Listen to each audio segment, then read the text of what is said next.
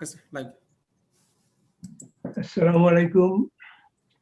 Welcome to our Zoom meeting again.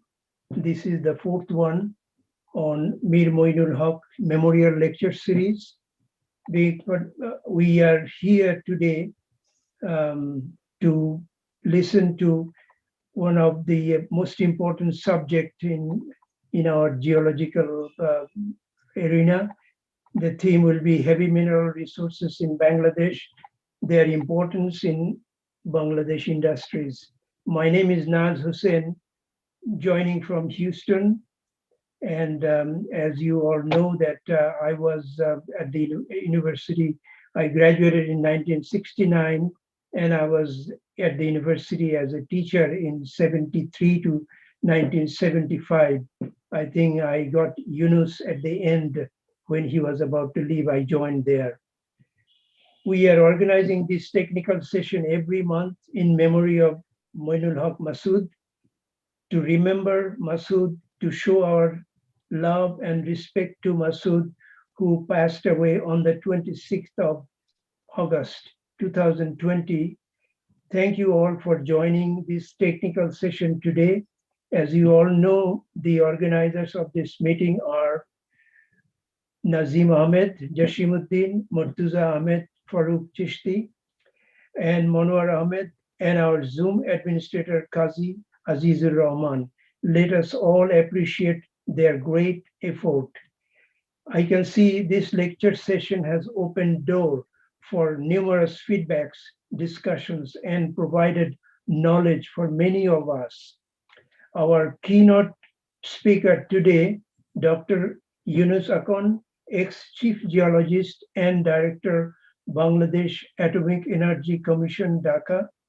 And we'll have three panelist speakers, MD Baharul Alam Bishwas, General Manager, Everlast Minerals Limited, Dr. Muhammad Rajiv, Principal Geologist, Institute of Nuclear Minerals, Bangladesh Atomic Energy Commission, Dhaka, and Murtuza Ahmed Farooq Chishti, Energy Specialist and former Managing Director, BAPEX. So let's start the session. Jashimuddin, ex-geologist, Petrobangla and international oil companies will moderate our lecture session today. I will hand over to Jashim. Again, thank you all for joining. Jashim, let's start. ধন্যবাদ সকলকে। আমরা এই পর্যন্ত 7-8 জন participants দেখতে পাচ্ছি। তো আমি আগেই বলেছি যে আমাদের সেশনটা হবে মূলত 1.5 ঘন্টার 90 মিনিটের। ইনুস ভাই ওনার কিনোট স্পিচ রাখবেন 30 মিনিট। তারপর আমাদের বাহারুল এবং রাজীব তারা বক্তব্য রাখবেন আশা করি 15 মিনিট করে। তারপর রিভিউ করবেন মুর্তুজা আহমেদ ফারুক। তো আমাদের যারা বিভিন্ন প্রশ্ন করবেন, প্রশ্ন আসবে, তারা চ্যাট বক্সে আপনারা দিবেন। তারপরও যদি আরো প্রশ্ন থাকে, আমরা চিন্তা করছি যে আমাদের সকলের বক্তব্য শেষে আমরা আপনাদের প্রশ্নগুলি নেব, বা তারপরও যদি কোনো ওপেন ডিসকাশনের স্কোপ থাকে আমরা সেই উইন্ডোটা ওপেন করব। তো আশা করি সকলেই খুব সুন্দরভাবে উপভোগ করবেন। নাজ ভাই অলরেডি বলেছেন যে অত্যন্ত আকর্ষণীয় এবং আমাদের এই এরেনা আমাদের কাছে নতুন, এই বিষয়টা আমাদের কাছে নতুন। তো আমাদের কাছে নতুন না, আমাদের পঠিত বিষয়, অধ্যয়নের বিষয় ছিল, কিন্তু বাংলাদেশে আমাদের যারা জিওলজিস্ট আছেন অধিকাংশ আমরা well and gas, water resources, এই বিষয়গুলিতে আমরা অনেকেই আছেন, কিন্তু অ্যাটমিক এনার্জির সঙ্গে জিওলজির সংশ্লিষ্টতা বা জিওলজির সংশ্লিষ্ট খুব বেশি নেই। তারপরে যতটুকু আছে সেতটুকু প্রণিধানযোগ্য। এবং এক ইনুস ভাইকে আমরা দেখেছি যে বিচ স্যান্ড, এবং ওখানে আমরা যখনই আমরা যেতাম ইনুস ভাইদের সেই কলাতলের অফিস আমাদের আকর্ষণের কেন্দ্র ছিল। ইনুস ভাই খুব আমাদের অনেক আবদার সহ্য করেছেন, আমাদেরকে অনেক কিছু দেখিয়েছেন, বুঝিয়েছেন, আমাদেরকে আপ্যায়ন করেছেন। সেই ইনুস ভাই আজকে তার যে অভিজ্ঞতা অর্জন করেছেন সেটা টেকনোলজিক্যাল এবং প্র্যাকটিক্যাল, তো সেটাই আজকে আমাদের মধ্যে উনি বিনিময় করবেন। ধন্যবাদ।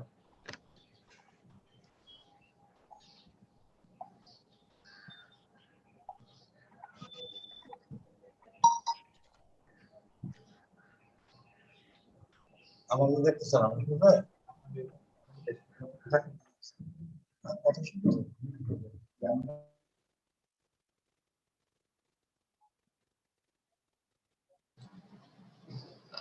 Should I start now? Yes, yes, Ji, Inus bhai, please. Okay, assalamu alaikum to all and wishing a very good day to everyone. I am so much thankful to the organizers of today's talk for giving me this opportunity to share my knowledge which I gained over the years on atomic minerals and heavy minerals, though I don't consider myself as an expert in this line. But as I worked for many years, so I have gained certain knowledge. And in the very beginning, I like to thank uh, uh, Mr. Nazim Ahmed, then Joshimuddin, and Manowar, and our affectionate Chishti for organizing this talk, and above all, our respected Naz Bhai, who is so kind enough to attend all these meetings, all these talks, and conducting it so nicely. And those who have organized this platform, they deserve so much appreciation. It has been established, this platform has been established in honor of our respected Mir Moinul Masood Bhai, who passed away a few months back.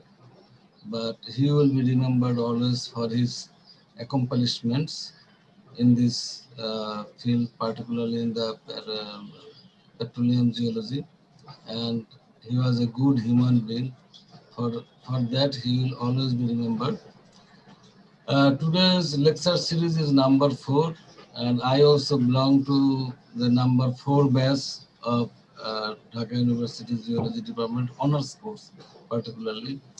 And this month we know is so much important month for us, the month of February. And we know, every one of us will know what is 21st February.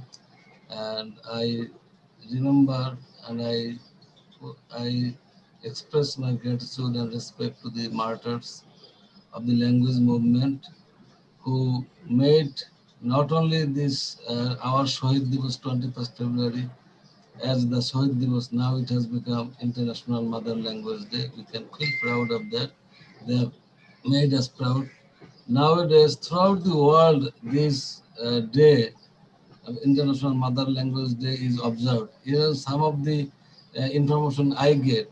In the last year, one of my very close friends from India, from Bangalore, they celebrated, they observed this International Mother Language Day, and they sent me the whole video to see me.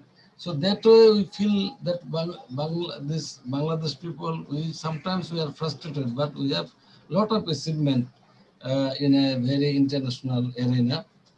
And before I go to the screen share, I just like to say a few words about today's topics. As already been declared that it will be on atomic minerals and heavy minerals and their importance in the industries. As our affectionate Muhammad Joshimuddin was telling, that atomic energy may not have much relevance with the geology. So now the question comes that why we are in Atomic Energy Commission, being a geologist. Being a geologist, we are supposed to be either Geological Survey of Bangladesh or Petro Bangla, or in the universities, or even in the Water Development Board. But why in Atomic Energy Commission? So the topics itself says why atomic energy need, or any atomic energy commission of the world, they need actually geologists, lot of geologists, because atomic minerals has its own characteristics, that is radioactivity, and which is dealt by the Atomic Energy Authority of the respective countries. And our atomic minerals, even the heavy minerals, for which we will be talking, on which we will talk today, And that heavy minerals also contain radioactive minerals or atomic minerals like monazite and zircon. And because of that, not only in Bangladesh, even in our neighboring countries and other countries also, the exploration of atomic minerals and heavy minerals are generally entrusted with the Atomic Energy Commission of the respective country. So better I go for a screen share, then it will be easy to talk.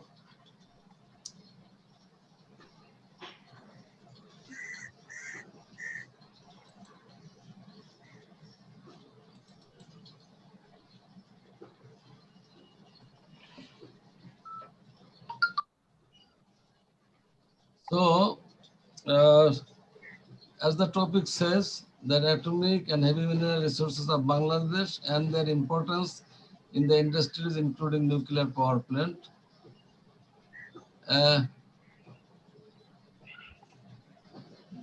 Is it visible? Not yet. Yeah, something. What has happened? Share screen করে দেন। Share screen. Share screen করলে আসবে। Share screen করেছিলাম তো। কিন্তু আসে নাই। Share স্ক্রিনে হয়তো আবার এগেইন আপনাকে করতে হবে। ওটাকে অফ করে দিয়ে আবার নতুন ভাবে করেন। Then should I think I'll have to enter again or না না নট এন্টার এগেইন। শেয়ার স্ক্রিনের ওখানে যে আপনি আবার নতুন ভাবে করেন। আমি তো শেয়ার স্ক্রিনটাই দেখতেছি না এখন। শেয়ার স্ক্রিন তো আপনি নিচে আপনার যেখানে আপনার ওই যে পার্টিসিপেন্ট ভিডিও মিউট করে ওখানে শেয়ার স্ক্রিনে ক্লিক করলে আপনি তখন ওই ফাইলটা চলে যাবে। No, I know that, but somehow I don't.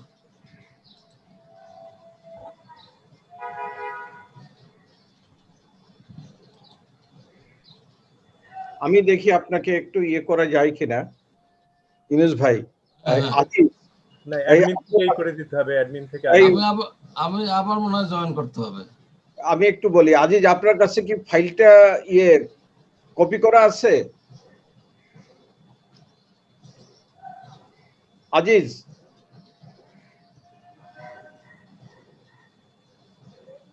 মানে অ্যাডমিনকে অ্যালাউ করতে হবে, নাহলে শেয়ার স্ক্রিন দিতে পারবে না তো। না স্যার তো মনে হয় কিছুক্ষণ আগে শেয়ার করেছিলেন ইউনুস স্যার। এটা টেস্ট করা হলো একটু আগে। হ্যাঁ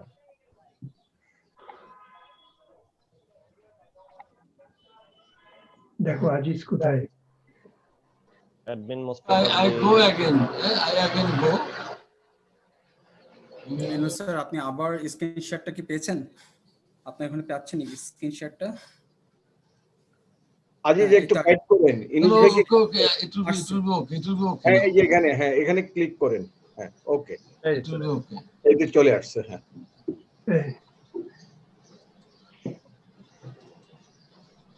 So I think it is okay now.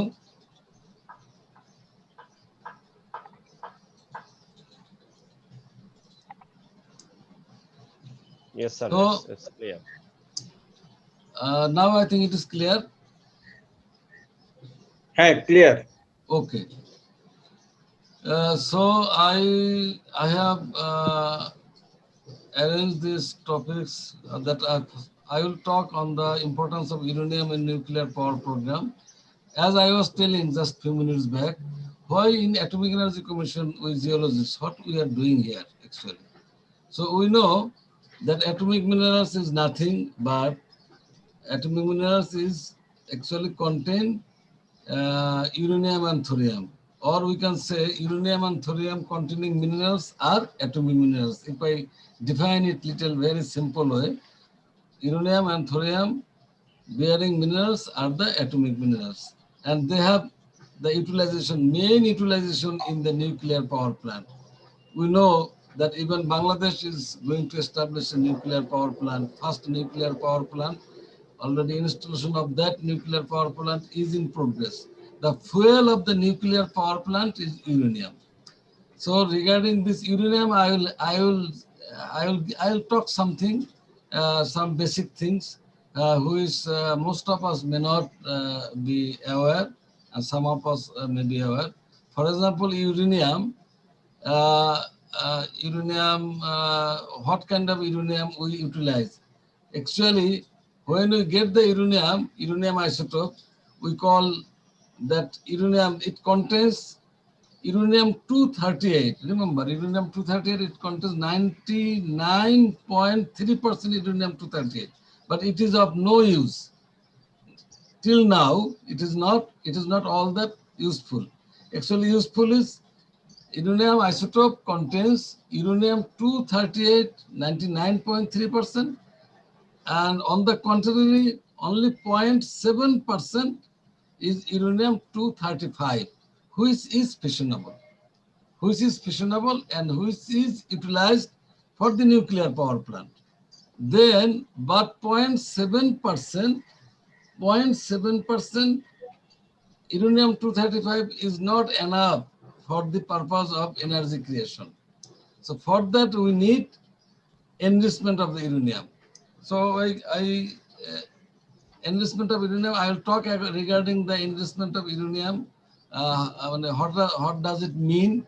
I'll have some information regarding this.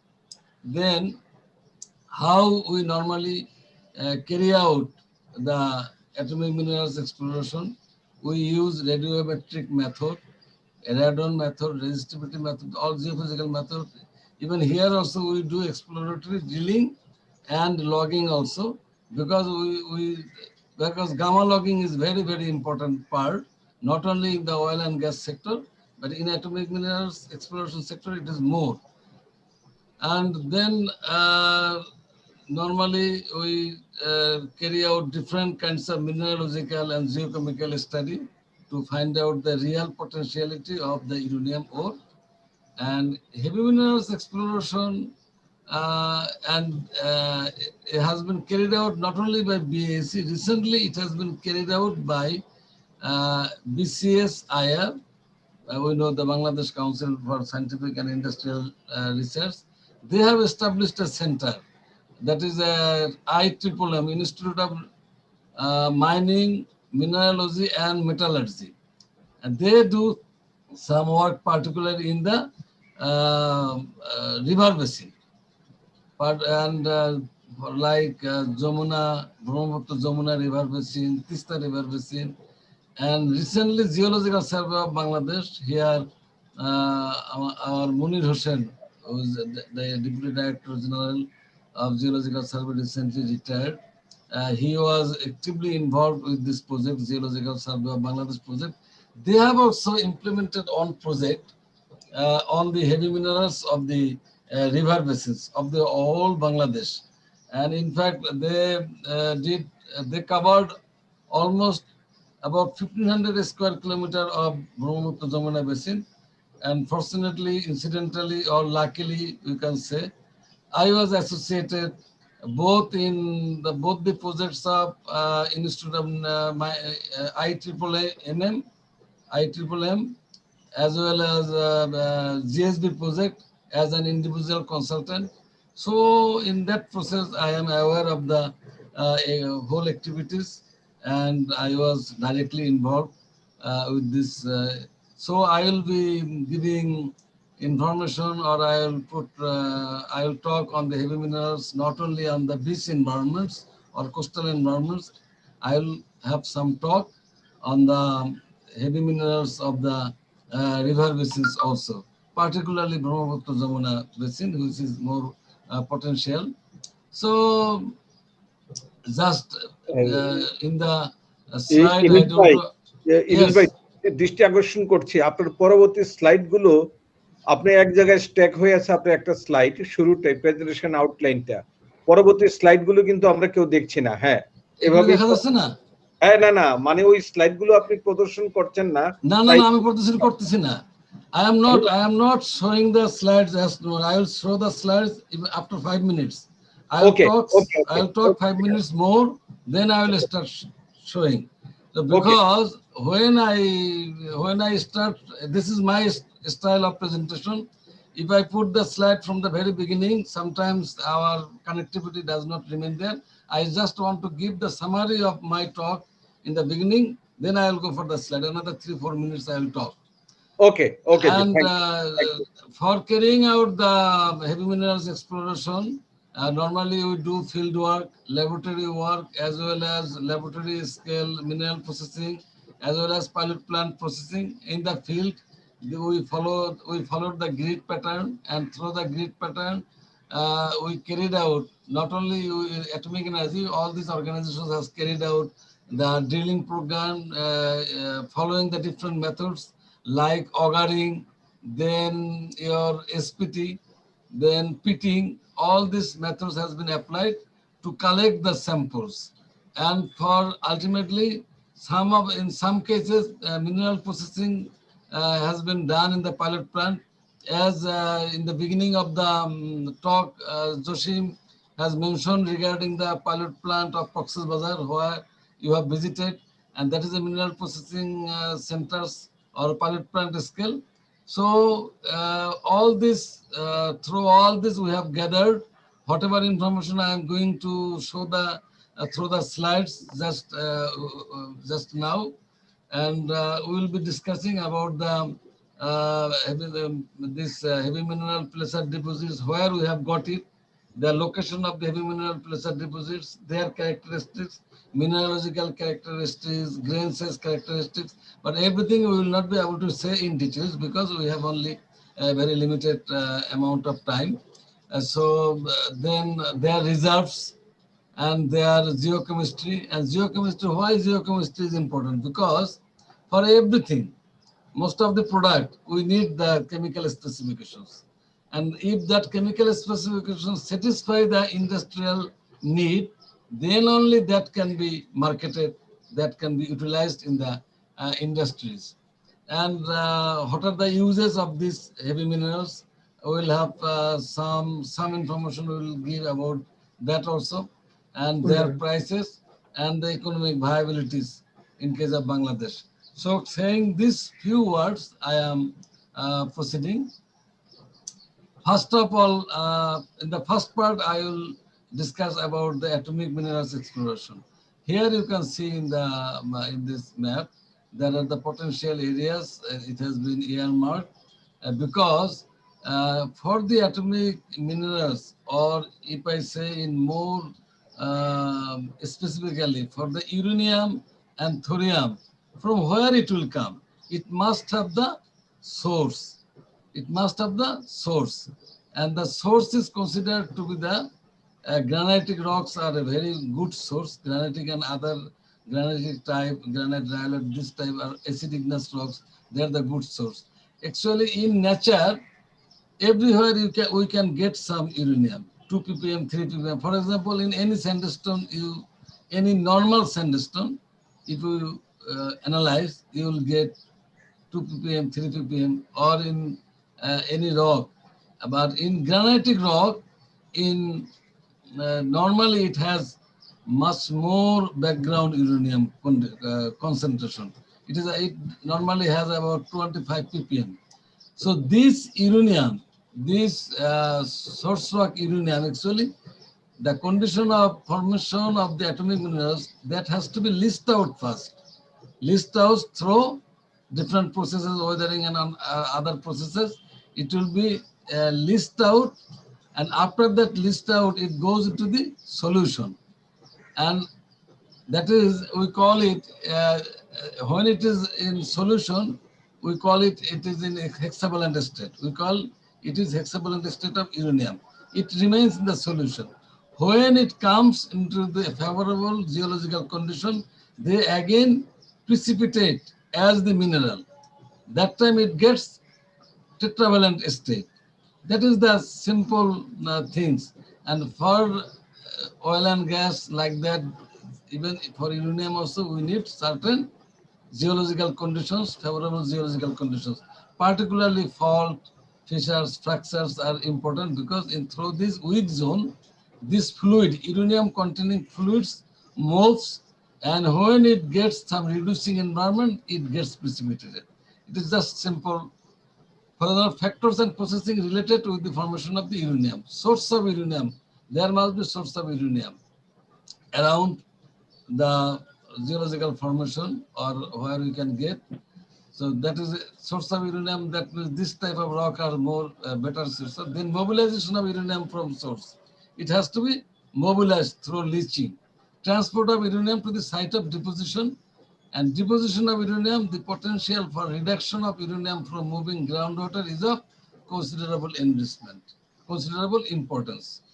Then in repeated different cycle, it gets enrichment in the nature, and it preserved in certain geological conditions. And there are some time-bound character of uranium deposit. What is the meaning of this time-bound character of uranium deposits? That means, for example, if we talk about oil and gas, normally we get in the tertiary sediments, for example. We don't expect oil and gas in the Precambrian rock or Archean rock. But exactly for uranium deposit also, some of the geological era, geological period is important for getting the uranium. For example, Proterozoic period is very prolific period for getting, but in our case, another is in this respect, I like to talk those who are in Canada. I had the opportunity to work on the Canadian sample. That means that the samples from northern Saskatchewan, you might have heard the Athabasca Basin. And from the Athabasca Basin, when I worked in the certain scientist exchange program, so I was given the samples from the Athabasca Basin. That is the most, what I'll say, the rich uranium districts in the world. That Christie Lake, then Cedar Lake, Rabbit Lake, Midwest Lake, all these areas of Canada are very, very, very, very rich in uranium. I wonder why our Bangladesh geologists, I don't get anyone to work, those who are living in Canada, all are associated with oil and gas. I would have been happy to see if anyone would have worked in the field of uranium exploration of Athabasca Basin or Saskatchewan and northern Saskatchewan. And I actually continuously for many months I worked on the samples of Athabasca Basin. Just by the way, I'm telling. So their time-bound character, that Athabasca Basin uranium is also belongs to Proterozoic period. Proterozoic period, and in United States also Proterozoic period as well as Tertiary period. This is, for example, when we talk about the coal, we consider the Tertiary period and the Gondwana period or Permo-Carboniferous period as a very prolific time for the formation of that particular deposit. Similarly, for uranium is also there are certain time-bound character. So whenever we talk about the nuclear power plant and uranium, we usually get acquainted or we hear the word enriched uranium. What is the meaning of this enriched uranium? I like to say some few words about this. And what is the meaning of highly enriched uranium? What is the meaning of low enriched uranium? What is the meaning of depleted uranium? And in what kind of uranium is utilized in the nuclear power plant? Nuclear power plant utilize low enriched uranium. And nuclear weapon, they use highly enriched uranium. But what is the meaning? Enriched uranium, as I was telling in the beginning, that in nature, when we get the uranium, we get in the uranium-238 isotope is 99.3% and 0.7%. And that 0.7% is not enough for the fissionable purpose. And 238 is not at all utilized for that purpose. So when this enriched, then we will have to, or it is needed to enhance the uranium from 0.7% to at least around 4 to 5% enrichment is required. This is called enriched uranium. The enriched uranium, by definition, the uranium which will contain more than natural 0.7% uranium. And for the nuclear power plant, we need to enrich up to 4 to 5%. And in case of highly enriched uranium, we call when it is more than 20% to 35, it will be highly enriched uranium. And in case of nuclear weapon, we need to enrich the uranium up to 90%. 90% means 90% uranium 235 must be there. Then it will be utilized, can be utilized in nuclear weapon. Anyway, we are not interested in nuclear weapon, and Bangladesh is committed not to utilize or not to work towards that end. And there is another word we use depleted uranium. Depleted uranium is what? As I was telling, the 0.7% is our 235 is available. But when we use in the nuclear power plant, some of the byproduct, it comes depleted uranium, or even when during the uranium process, enrichment process, we as a tailing sometimes we get depleted uranium, which contain less than 0.7, even less than 0.7% uranium-235, but it can be blended with others part to make it again fuel. The main characteristic of the nuclear power generation is that huge amount of energy can be obtained out of a little fuel. If I give an example, that for example, for 1000 megawatt coal-fired power plant, we need to utilize, all of us here probably we know that 3 million tons of coal will be required yearly to fire or to use a coal-fired power plant. So 3 million tons, it is huge, its transportation, its waste management, and when we will be burning the coal, the greenhouse gases and all these things is very, very huge. And on the contrary, for 1000 megawatt nuclear power plant, we need only 27 tons of uranium. Just now imagine that what is more easier to handle, 27 ton or 3 million ton? And 3 million ton is, I am not against the coal. I am telling just the merits and demerits of the utilization of uranium and other fossil fuel. So I can give many more examples as there is not enough time. For this, I can give the what is the comparison with the oil, gas, and oil, gas experts are here. I should not dare to talk in that line. But just saying these things, that when we use only 27 tons, that its management is easier, its handling is easier, its transportation easier, though we'll have to take care for the radioactivity purpose. That is a different thing, and that is well-established methods are there now. The fuel, another word, the fuel which has been burned in the reactor, that is, we call it spent fuel, is reborn as fuel through reprocessing. Through reprocessing, we can utilize certain amount of the uranium. So it is it is just like works a kind of, or almost like a renewable energy type, just like, because it can be utilized again and again through reprocessing.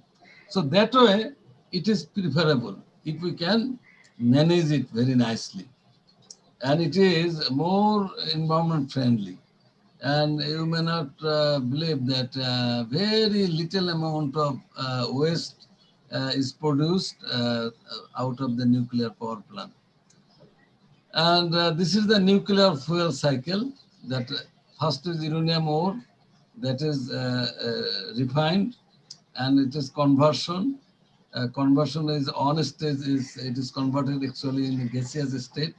Then again it is converted, then it is enriched, again it is precipitated as uranium, and through fabrication nuclear fuel rod is produced, and which is used in the reactor, and from the reactor spent fuel comes, and that spent fuel which has already been used can be reprocessed again it can be converted to the fuel.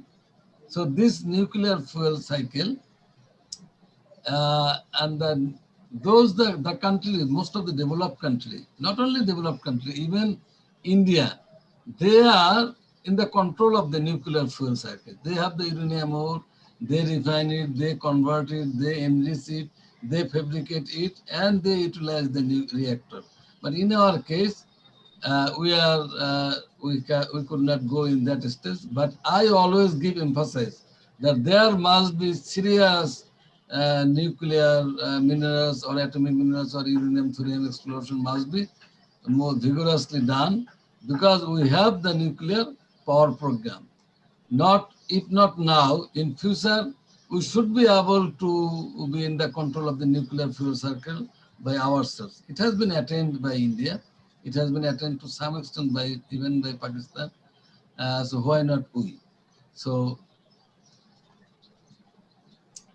and in case of Bangladesh, what is the status? In case of Bangladesh, exploration activities has resulted in the discovery of the radioactive anomalies. We call radioactive anomalies, that is the background radioactivity is there. And compared to that, we have got up to 3 to 60 times to the background.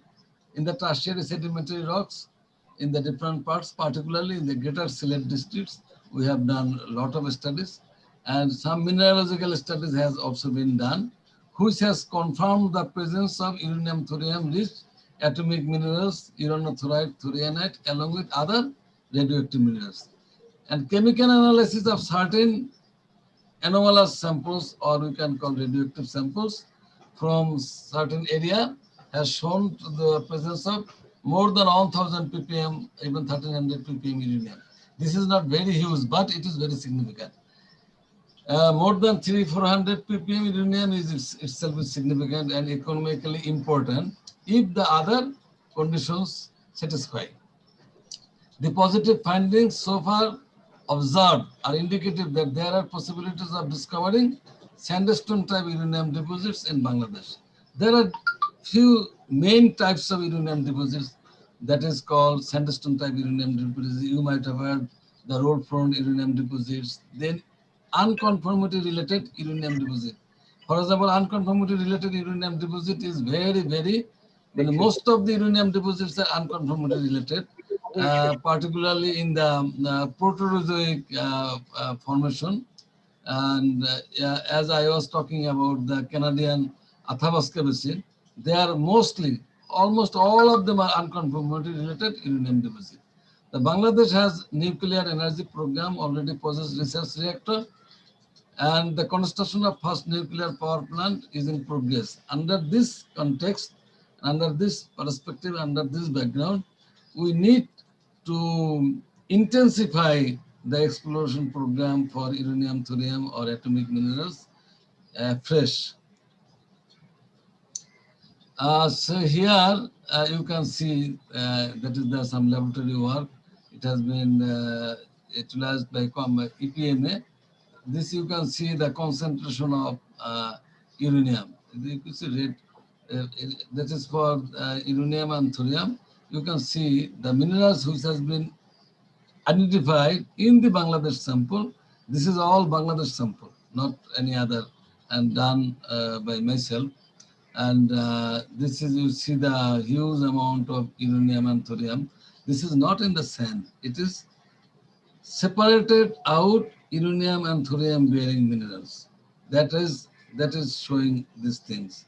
So these particular minerals contain about 40% uranium, but most ideal mineral for uranium is pitchblende, uraninite, coffinite, all these things. Uraninite, pitchblende, they contain up to 90% uranium in that mineral. And this is some of the uranium, important uranium minerals and associated minerals. Why I have given these associated minerals? That means associated minerals are the key to find out the original mineral, because they ultimately contribute for the formation of the uranium mineral. So if we get certain, yes. Sorry to disrupt you, যে আপনার কে আসলে আপনার খুব চিত্তাকর্ষক এই আলোচনা হচ্ছে এবং আমরা উই আর বিং এনরিচড। তো আপনার সময়টাকে আরো 5 মিনিট বাড়িয়ে 10:15 পর্যন্ত করা হলো যে করা হলো। এখন কটা বাজে? এখন 10:10 বাজে। জি ও 10:10, তাহলে 10 মিনিট দাও, 10 মিনিট দাও, আরো 10 মিনিট। জি জি ওকে জি। আচ্ছা আপনার সম্মানে এবং আপনার মূল্যবান আলোচনার স্বার্থে আচ্ছা, আমরা তো আমরা এখানে এই যে Bangladeshi, I am switching over to Bengali. Bangla switch over করলে অসুবিধা নেই তো? না না না, অসুবিধা নাই। আচ্ছা, তো এখানে যে আমরা রেডিও লুক্সোগ্রাফি আমরা মাধ্যমে দেখতেছি যে কোথায় আমাদের অ্যাটমিক মিনারেলস পার্টটা অবস্থিত। তো ইভেন আমরা আরেকটা ওয়ে ফলো করি যে আমরা প্রত্যেকটা মিনারেলকে ফ্র্যাকশন করি এবং সেগুলি রেডিও কাউন্ট নেই।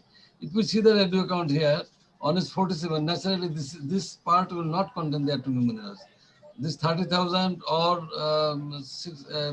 this will contain the uranium mineral. That way we go for it, and exactly the details of this uranium, how we have found out, it has been shown here. So coming, saying these things, I conclude the part of the atomic minerals. Now the heavy minerals has been found in the southeastern coastal belt of Bangladesh, which has been mainly carried out by atomic energy. That is the beach, the heavy minerals in the beach environment. This is the potential southeastern part, which is important for the getting heavy minerals. And you know, Atomic Energy Commission has discovered about 17 heavy mineral deposits in the different parts of the southeast, in the coastal belt, which has been which are shown here. So this is certain heavy mineral. You can, if you go to Cox's Bazar, if you go to the Shilkali area, you will get this dune. And this is, you know, kind of in the field itself, we do the panning. You see here that this heavy mineral part is seen. So in the field itself, we can identify what is the what may be the percentage of the mineral. So in that way, about 17 heavy beach sand deposits has been discovered, and their content is shown here. Ilmenite is the most prominent, and followed by garnet, zircon, leucoxene, and kyanite, and its amount has been shown here. So here you can see the ilmenite is the most prominent mineral, then followed by garnet and zircon and leucoxene, kyanite. And this is in the, and another thing we do in the heavy minerals, what is the percentage of the valuable mineral? All the heavy minerals are not important economically. The valuable heavy minerals content in the total heavy mineral has been shown in this diagram. So now it is, I am quickly showing because only 7-8 minutes are there. So you can see in the under the microscope and under the ore microscope, we can see the mineral, how all this kyanite, rutile, then zircon, the magnetite, and all these minerals are present here. And more precisely in the under reflected light, you can see the intergrowth of the mineral. This is the separated minerals. Then this is in the pilot plant studies, how we separate out. Actually, there are many pictures of the instruments, and that has been discarded for the time constraint. How can we process the mineral? First, how do I do? Then LIMS mean low intensity magnetic separator, and after that, with the we get non-magnetic part. We try in another. In the non-magnetic part, we utilize, we call it normally dry section, dry section, where there are electrostatic separator is there. Their work is to separate out the conductor and non-conductor mineral. Again, conductor mineral is separated by induced role magnetic separator into the magnetic and non-magnetic. This way, most of the minerals, most of the valuable minerals can be separated out. And these separated out minerals has been chemically analyzed to see whether they satisfy the industrial grade. Most of the minerals, except ilmenite, they satisfy the industrial grade in Bangladesh. So, and in case of ilmenite, though it is not industrial grade, but it has other utilization. It can be used to produce the titanium slag, which is also feedstock for the pigment and paper industries. So this is Brahmaputra and River Jamuna, Brahmaputra basin. This has this is the work has been done by BCSIR, and I was the consultant of them. So this is, you can see, of different size fractions. Then the finer size fractions, heavy mineral percentage is more. Here around on an average 8 point, around more than almost 10% heavy minerals are there. And in the beach sand, we get 23% on an average. So though it is less compared to beach minerals, beach environment, but its amount is huge. So this is the Brahmaputra Jamuna basin. About 1500 square kilometer has been covered by Geological Survey of Bangladesh. This is the different spot. Likewise, in the whole basin has been covered through the different methods it has been. So this is the certain result of the heavy mineral. The whole basin was divided into 5 different parts from the north to south. That way you can see, and somewhere we have got on an average 8.22 TSM means total heavy mineral, then 10.7 on an average 8.92%. So this is some slides of that. So the amount of the heavy minerals, huge amount of heavy minerals has been calculated. You can see in some area, Devanganj, Bakshigans, this is towards the north, and towards the south is Daulatpur, Shivala, this area. So about 146 million ton is a very huge resources. That is only up to a depth of 2 meters has been calculated or has been estimated. So if these resources, and this is some comparison throughout the world, this is all very, very big projects which are being utilized, which are being implemented in different parts of the world by different large companies. You see, they are utilizing commercially the heavy mineral, whose grade is 2.7%, 8.3, 2.5, 6.8, 3.7, 6.2, 4.88. So it is compared to our heavy mineral grade, even much less, yet they are utilizing commercially. They are utilizing commercially. So it is the meaning, but the purpose of saying these words, that why we are not utilizing. So this is a question of decision. The India is exploiting these minerals from their beaches for the last 80 years. Similarly, Sri Lanka, similarly Vietnam and South Africa and large countries, Australia, they are doing.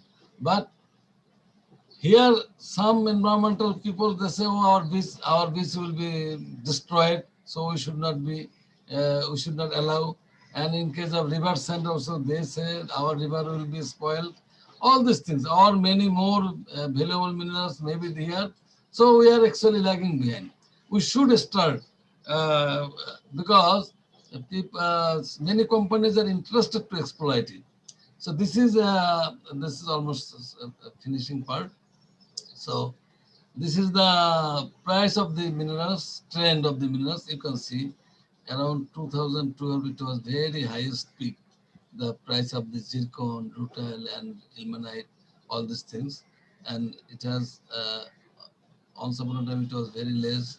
It has gone up, again very up, then gone down. Again, it is going again upward now.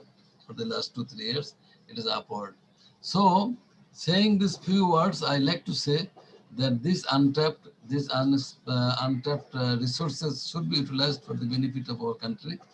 So this is some process, that is our exploration, drilling, that is the exploration, then our planning, then how to do it, then mining, then rehabilitation, then transport, then mineral processing, then shipment to the customers. This is the cycle. What is the involvement? So concluding remarks, The heavy minerals of placer deposits are being mined in many parts of the world, such as Australia, South Africa, India, Sri Lanka, Australia, South Africa, and then USA, Canada, Vietnam, which are being utilized for the economic benefit of the respective countries. Our neighboring country, India, produces more than 2 million tons of similar heavy minerals annually. Bangladesh is also endowed with significant resources of heavy minerals like ilmenite, zircon, rutile, garnet, monazite. These are found in coastal beaches, Bay of Bengal Islands, river sandbars. Due attention has yet to be given by the government agencies to the development of these heavy mineral placer resources in spite of their substantial economic potentiality. Only a small portion of area is utilized for heavy mineral mining. Mr. Bahal may say something about this. Only a very small portion of the area is utilized. Moreover, whatever you utilized, whatever you bring out from the field, it is actually naturally replenished. Otherwise, years after years, the countries which are utilizing it, they would not have got it, they would have exhausted. It does not get exhausted. But if you don't use it, it will not remain there forever.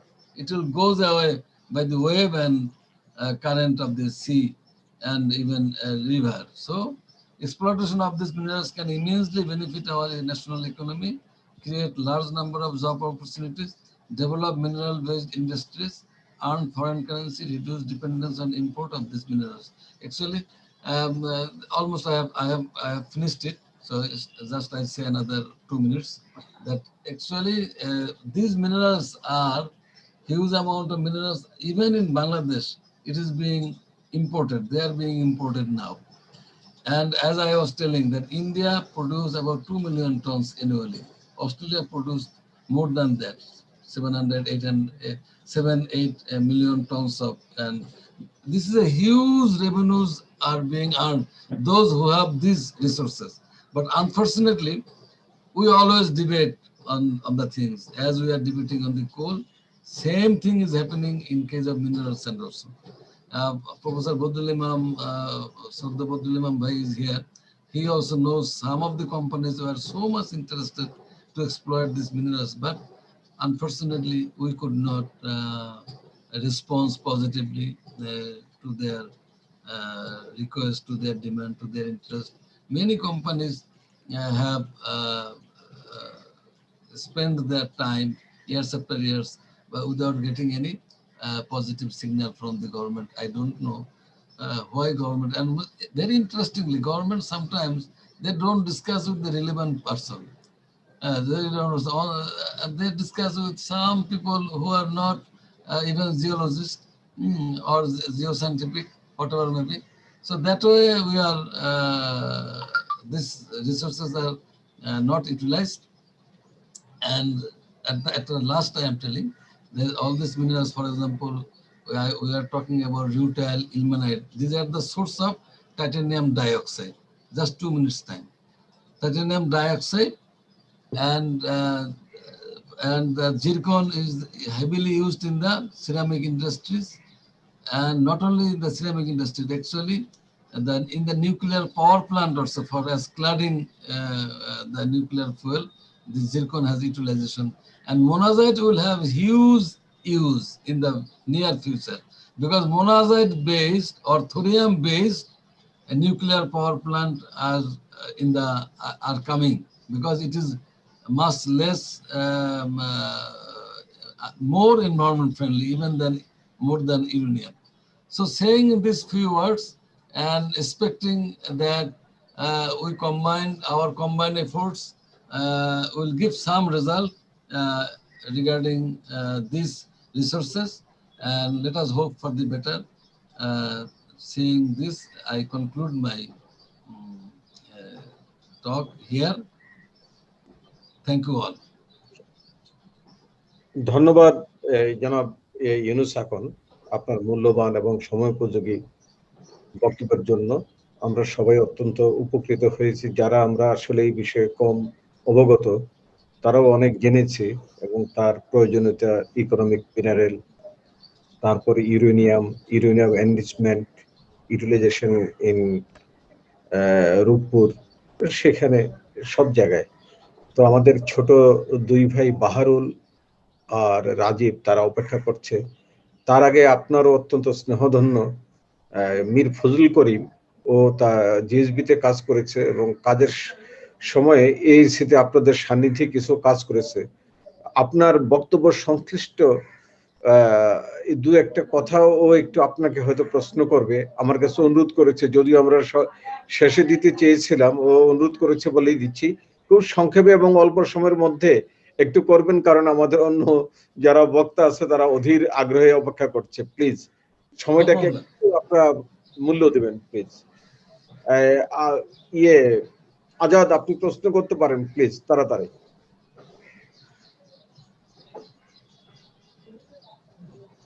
Assalamu alaikum, Yunus bhai. It was a wonderful presentation. And as always, you talk usually so nicely যে শুধু শুনতে ইচ্ছা করে। তো সময় তো খুব কম, আপনার কাছে কোনো প্রশ্ন, আপনাকে প্রশ্ন করার সাহস আমার নাই। আপনি হিমালয় সমান উঁচা আপনার জ্ঞান জিওলজির উপরে। আমি তো আপনার ছাত্রের মতো আপনার কাছে শিখেছি।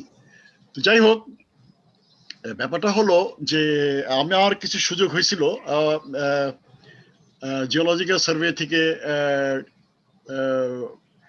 মাঝে মাঝে, যেমন নাকি আগে থেকেই আমরা একটু সহযোগিতা করতাম অ্যাটমিক এনার্জিকে। সো অ্যাটমিক এনার্জির সাথে দুটো কাজ আমার আছে। একটা হলো যে রূপপুর যে পাওয়ার প্ল্যান্ট, ওটার সয়েল ইনভেস্টিগেশনটা প্রথম, ওটা আমার করা। আর আরেকটা যেটা হলো যে সিটিবিটিওর সাথে কিন্তু অ্যাটমিক এনার্জি কমিশন অনেকভাবে জড়িত, এখানেও জিওলজিদের লাগে, সেটা একটু মিস করে গেছেন আপনি। এবং it is a very prestigious concern যে অ্যাটমিক এনার্জি কমিশন বাংলাদেশকে সিটিবিটিওতে রিপ্রেজেন্ট করে। তো ওখানে আমরা একটা টিমে ওই সিজমিক স্টেশন বসাই, বাংলাদেশের প্রথম সিস্টেমেটিক সিজমিক স্টেশন বসে। এটাকে বলে বারাইঢালা না বড়ইঢালা, বারাইঢালা চিটাগং। হ্যাঁ, ওইটা ইনস্টলেশনের সাথে আমি ইনভলভ ছিলাম। তো সেই কারণে অ্যাটমিক এনার্জির প্রতি আমার যথেষ্ট আছে। তো আমি আপনাকে এখন একটা খুব সহজ প্রশ্ন করব, যে সেটা হলো যে এখনো আপনারা যারা আছেন, আমরা তো বাংলাদেশের, আপনার পুরো বক্তৃতাটা আমার খুব ভালো লাগছে, শেষের দিকে একটু কষ্ট পেলাম যে আমাদের অনেক কিছু হয় না। তো আমাদের বাংলাদেশের সবকিছুই আমরা বিদেশিদের কাছে ছেড়ে দিই। ওরা বলে তোমার পকেটে, আমরা বলি আমার পকেটে কত টাকা আছে তুমি গুনে দাও তো ভাই, তখন ও আমাকে গুনে দেয়, 5 টাকা রেখে দেয় আর বলে যে তোর কাছে 2 টাকা আছে। সো এইভাবে we are really losing. Time has come যে আমাদেরকে আমাদের কাজগুলো আমাদেরই করতে হবে। তো এখন আপনার কাছে একটা রিকোয়েস্ট, আপনি যেহেতু আছেন, সিআর করিম সাহেব আমার খুব ঘনিষ্ঠ ছিলেন, উনি তো চলে গেছেন আমাদের ছেড়ে, উনি খুব ডেডিকেটেড। সিএস করিম, হ্যাঁ। তো আপনার কাছে একটা রিকোয়েস্ট, সেটা হলো যে আপনি যে প্রোটোজোয়িক রকের কথা বললেন, এই প্রোটোজোয়িক রক তো আমাদের বেসমেন্টে কোথাও আছে। তো আপনি একটু প্রপোজাল রাখবেন যাতে করে এইটা, আমি কয়দিন আগে একটা টেকটনিকের উপর একটা পেপার করতে যেয়ে আমি দেখলাম যে আমাদের বাংলাদেশে এই রকের যেহেতু কিছু ভুল ম্যাপ করা হয়েছে, জিওলজিক্যাল ম্যাপ বাংলাদেশে ভুল টেকটনিক ম্যাপ করা হয়েছে, ভুল সিজমিক ম্যাপ করা হয়েছে বিদেশিদের দ্বারা, সেটার কারণে আমরা we are missing A lot of things. তো আমি একটা কাজ করতে যে দেখতে পাচ্ছি যে দেয়ার আর সাম প্রোটোজোয়িক rock could be as a fragments along the Shillong massif. তো সেই কারণে আপনি একটা এই রাখবেন যাতে করে আমরা বাই টার্গেট এই ধরনের রকের, যেহেতু আমার জিওলজিক্যাল সার্ভের সাথে অনেক বড় অভিজ্ঞতা আছে, এখানে বোধহয় মুনির আছে, মুনির ডিডিজি এখন, কনগ্রাচুলেশন মুনির, যদি আমাকে শুনে থাকে মুনির, আমি খুব খুশি হয়েছি তুমি খুব ডিডিজি হয়েছো। তো এখন তুমিও শুনে রাখো যে আমাদের একটা করতে হবে এটা, যাতে করে ম্যাপিংটা হয় নাই। সো এখন আমার যে প্রশ্নটা ইউনুস ভাইকে দাবি আমার এই ফোরামের মাধ্যমে, atomic energy commission should have a good map, good map, because maps sustain. আমাদের কথা হারায় যায় কিন্তু ম্যাপস এন্ড বুকস সাস্টেইন। সেই কারণে আমার প্রপোজাল আজকে যে আপনি একটু উদ্যোগ নেবেন যাতে একটা সুন্দর ম্যাপিং এর প্রজেক্ট করা হয়। তো ধন্যবাদ ফজল করিম। এরপরও ওহিদুল ইসলাম সে প্রশ্ন করতে চেয়েছে, তাকে আমরা বলবো যে আমাদের এই ওরা দুজন বক্তা আছে, তাদের বক্তব্য শেষে ওহিদুল ইউনুস ভাই এই প্রশ্নটা করবেন। আজাদের পার্টটা আমরা জাস্ট এখনই 2 মিনিট বলে শেষ করে দিই। তো Mir Fazlul Karim Azad, for I am very কি বলবো thankful, I am very pleased for your kind words, nice words. You always say nice words about me. That is, and I know your association, particularly CS Karim sir. He সে খুবই আজাদকে পছন্দ করতো for his work. CS Karim sir যে পরবর্তীকালে caretaker গভর্নমেন্টের 2 বছর টার্মের মন্ত্রী ছিল এবং কয়েকটা মন্ত্রণালয়ের দায়িত্বে ছিল। তো যেটা আর আজাদে যেটা বললো যে প্রাথমিক যে কাজ, জিওলজিক্যাল কাজ রূপপুরের উপরে আজাদ করছে, সেটাও দেখার সৌভাগ্য আমার হয়েছে। বিকজ রূপপুরের উপরে যে কাজগুলি হচ্ছে, টেকনিক্যাল রিপোর্টগুলো যেগুলো রাশিয়ানরা তৈরি করে বা অন্যরা তৈরি করে, সেগুলি যাচাই বাছাই করার জন্য I am not all that expert, but I am part of that committee. In all these committees, they have kept me. Whenever any report is prepared, it is shown to me. And in that process, I have come across the report of Azad. Actually, this thing, they are the starter. So your contribution also is recorded, Azad. Your contribution is recorded there. And it is, I myself have seen it. Thanks for that. And about your worry, about your concern regarding our mineral resources, and what about the suggestion you have given at this moment. Dr. Rajiv is present here, who are working actively now in Atomic Energy Commission, Tumpa Sahab. I will pass on to them. Not only that, I have still good connection with the Atomic Energy Commission. Still Atomic Energy calls me for different purposes. I will definitely put your request. And what you are telling that Proterozoic, I give you a good news. You know, the granitic rock of the Madhyapara area has been dated by us, for first time dated by us. That has given the Proterozoic period.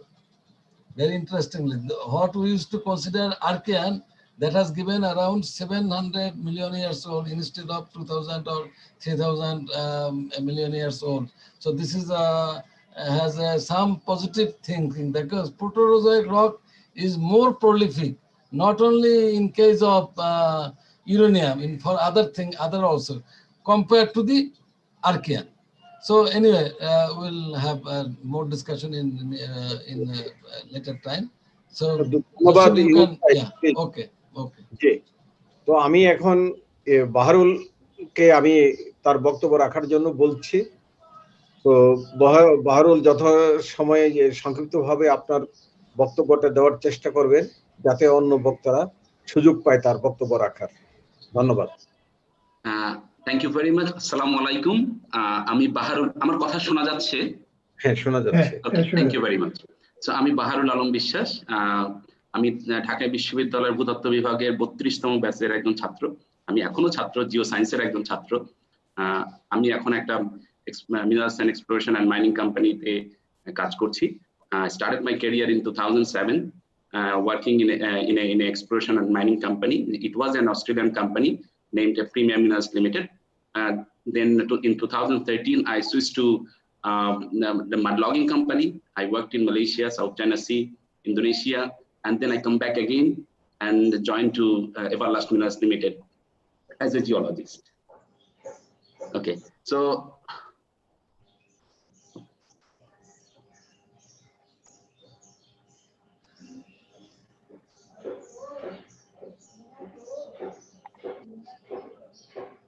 okay, so this is a great opportunity for me to join this program, and আমার কাছে যেটা মনে হয়েছে যে it's a good platform for our geologists. দেখে খুব ভালো লাগছে।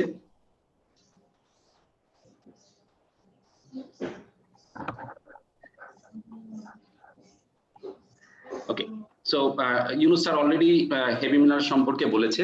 তো আমি খুবই আমার যে বক্তব্যটা সেটা আমি খুবই শর্ট করব। স্যার অনেক কথা বলেছেন, আমি আর সেগুলো রিপিট করব না।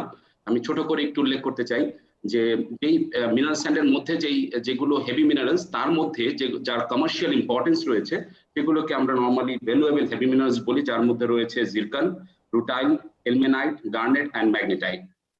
এবং জিরকন এবং রুটাইল এই দুটোই বাংলাদেশে কমার্শিয়াল হিসেবে আইডেন্টিফাইড হয়েছে by the atomic energy commission. এবং আমাদের যে ইলমেনাইট রয়েছে তার grade titanium oxide which is 39 to 45%, যেটা হয়তো এটার গ্রেডটা বাড়িয়ে যদি সিনথেটিক রুটাইল করা যায় তখন হয়তো এটা একটা কমার্শিয়াল ভ্যালু থাকবে। আর গার্নেট, আমাদের গার্নেট হচ্ছে অ্যালমেন্ডাইট রিচ, আর এছাড়া রয়েছে ম্যাগনেটাইট। আর এই সমস্ত মিনারেলস গুলো বিভিন্ন ইন্ডাস্ট্রিতে র মেটেরিয়ালস হিসেবে ব্যবহার করা হয়। এবং আমাদের দেশে এই মিনারেলস গুলোর বায়ার যারা রয়েছে তারা হচ্ছে Bangladesh oxygen company, Bangladesh oxygen limited, BD welding electrode limited, BD paper mills, Chittagong steel mills. So এই ধরনের বেশ কিছু কোম্পানি রয়েছে। এবং আমাদের এখানে অনেকগুলো পেইন্ট ইন্ডাস্ট্রি রয়েছে, সিরামিক ইন্ডাস্ট্রি রয়েছে, তারাও এই মিনারেলস গুলোর বহুল ব্যবহার করে থাকে। এবং এই মিনারেলগুলোর ইউজ আমরা মোরালেস সবাই জানি, যেখানে এইখানে যারা অংশগ্রহণ করছেন এবং যারা দেখছেন প্রত্যেকেই আমরা জিওলজিস্ট। সো আমাদের এগুলো আমাদের একাডেমিতেই পড়ানো হয় যে জিরকনের ব্যবহার হচ্ছে মোস্টলি এগুলো সিরামিক টাইলস ইন্ডাস্ট্রিতে। আমি খুব বড় করছি না, বাট এগুলো সাপ্লাই আর পৃথিবীতে বহু কোম্পানি রয়েছে যারা এগুলো প্রোডাকশন করে এবং সাপ্লাই দিয়ে থাকে। তার মধ্যে Australia, China, India, US, even USA, they are producing and supplying to the world. Rutile একইভাবে যে দেশগুলো জিরকন প্রডিউস করে থাকে, রুটাইল তারা প্রডিউস করে থাকে। এবং এই দুটা আমাদের দেশের যে গ্রেড রয়েছে তা কমার্শিয়ালি এটার ভ্যালু রয়েছে, কারণ বাংলাদেশ অ্যাটমিক এনার্জি কমিশন তারা তাদের যে স্পাইরাল যেটা ছিল কক্সেস বাজারে, সেখান থেকে তারা এটা সেপারেট করে তারা মার্কেটে সেলও করেছে। তো এবং গার্নেট যেটা ইন্ডিয়া এবং অস্ট্রেলিয়াতে, এবং ম্যাগনেটাইট সাউথ আফ্রিকা এবং অস্ট্রেলিয়াতে প্রডিউস করা হয়। এবং ইলমেনাইট এবং ম্যাগনেটাইটকে একসাথে করে টাইটানো ম্যাগনেটাইট হিসেবে এটা নিউজিল্যান্ডে তারা প্রডিউস করে এবং তারা ওয়ার্ল্ডে সেটা ডিস্ট্রিবিউট করে, সাপ্লাই দেয়। আমি ছোট্ট করে এটা হিস্ট্রিটা বলতে চাই, যদিও এটা অনেক বছর থেকে আমাদের জন্য আসলে একটু কম আলোচিত হয়, বাট এটা অনেক বছর থেকে কিন্তু বাংলাদেশে এই যে হেভি মিনারেলস এটা নিয়ে স্টাডি করা হয়। এবং যার পায়োনিয়ার হচ্ছে, যদিও আমরা বলি যে অ্যাটমিক এনার্জি কমিশন, বাট এটা first it was discovered by the Bangladesh the 10th geological survey Bangladesh, কেননা তখন এটা পাকিস্তান ছিল, ইস্ট পাকিস্তান ছিল। এরপরে এটা তখনকার যে অ্যাটমিক এনার্জি কমিশন ছিল তারা এটাকে টেক ওভার করে এবং তারা তখন থেকে ইন ডিটেলস কাজ করা শুরু করে। এবং অ্যাটমিক এনার্জি কমিশনের যে বিএসএমইসি যেটা রয়েছে, তাদের ওইখানে একটা তারা পাইলট প্ল্যান সেট করে, possibly in 1975 with the help of Australian government. And then তারা এখানে 1969 থেকে 1983 পর্যন্ত তারা এখানে ডিটেইল ওয়ার্ক করে along the coastal area, এবং সেইখানে তারা 17 প্লেসার ডিপোজিটস তারা ডিসকভার করে। এবং বর্তমানে বিএসএমইসি তারা এটার উপরে ডিটেইলস কাজ করছে।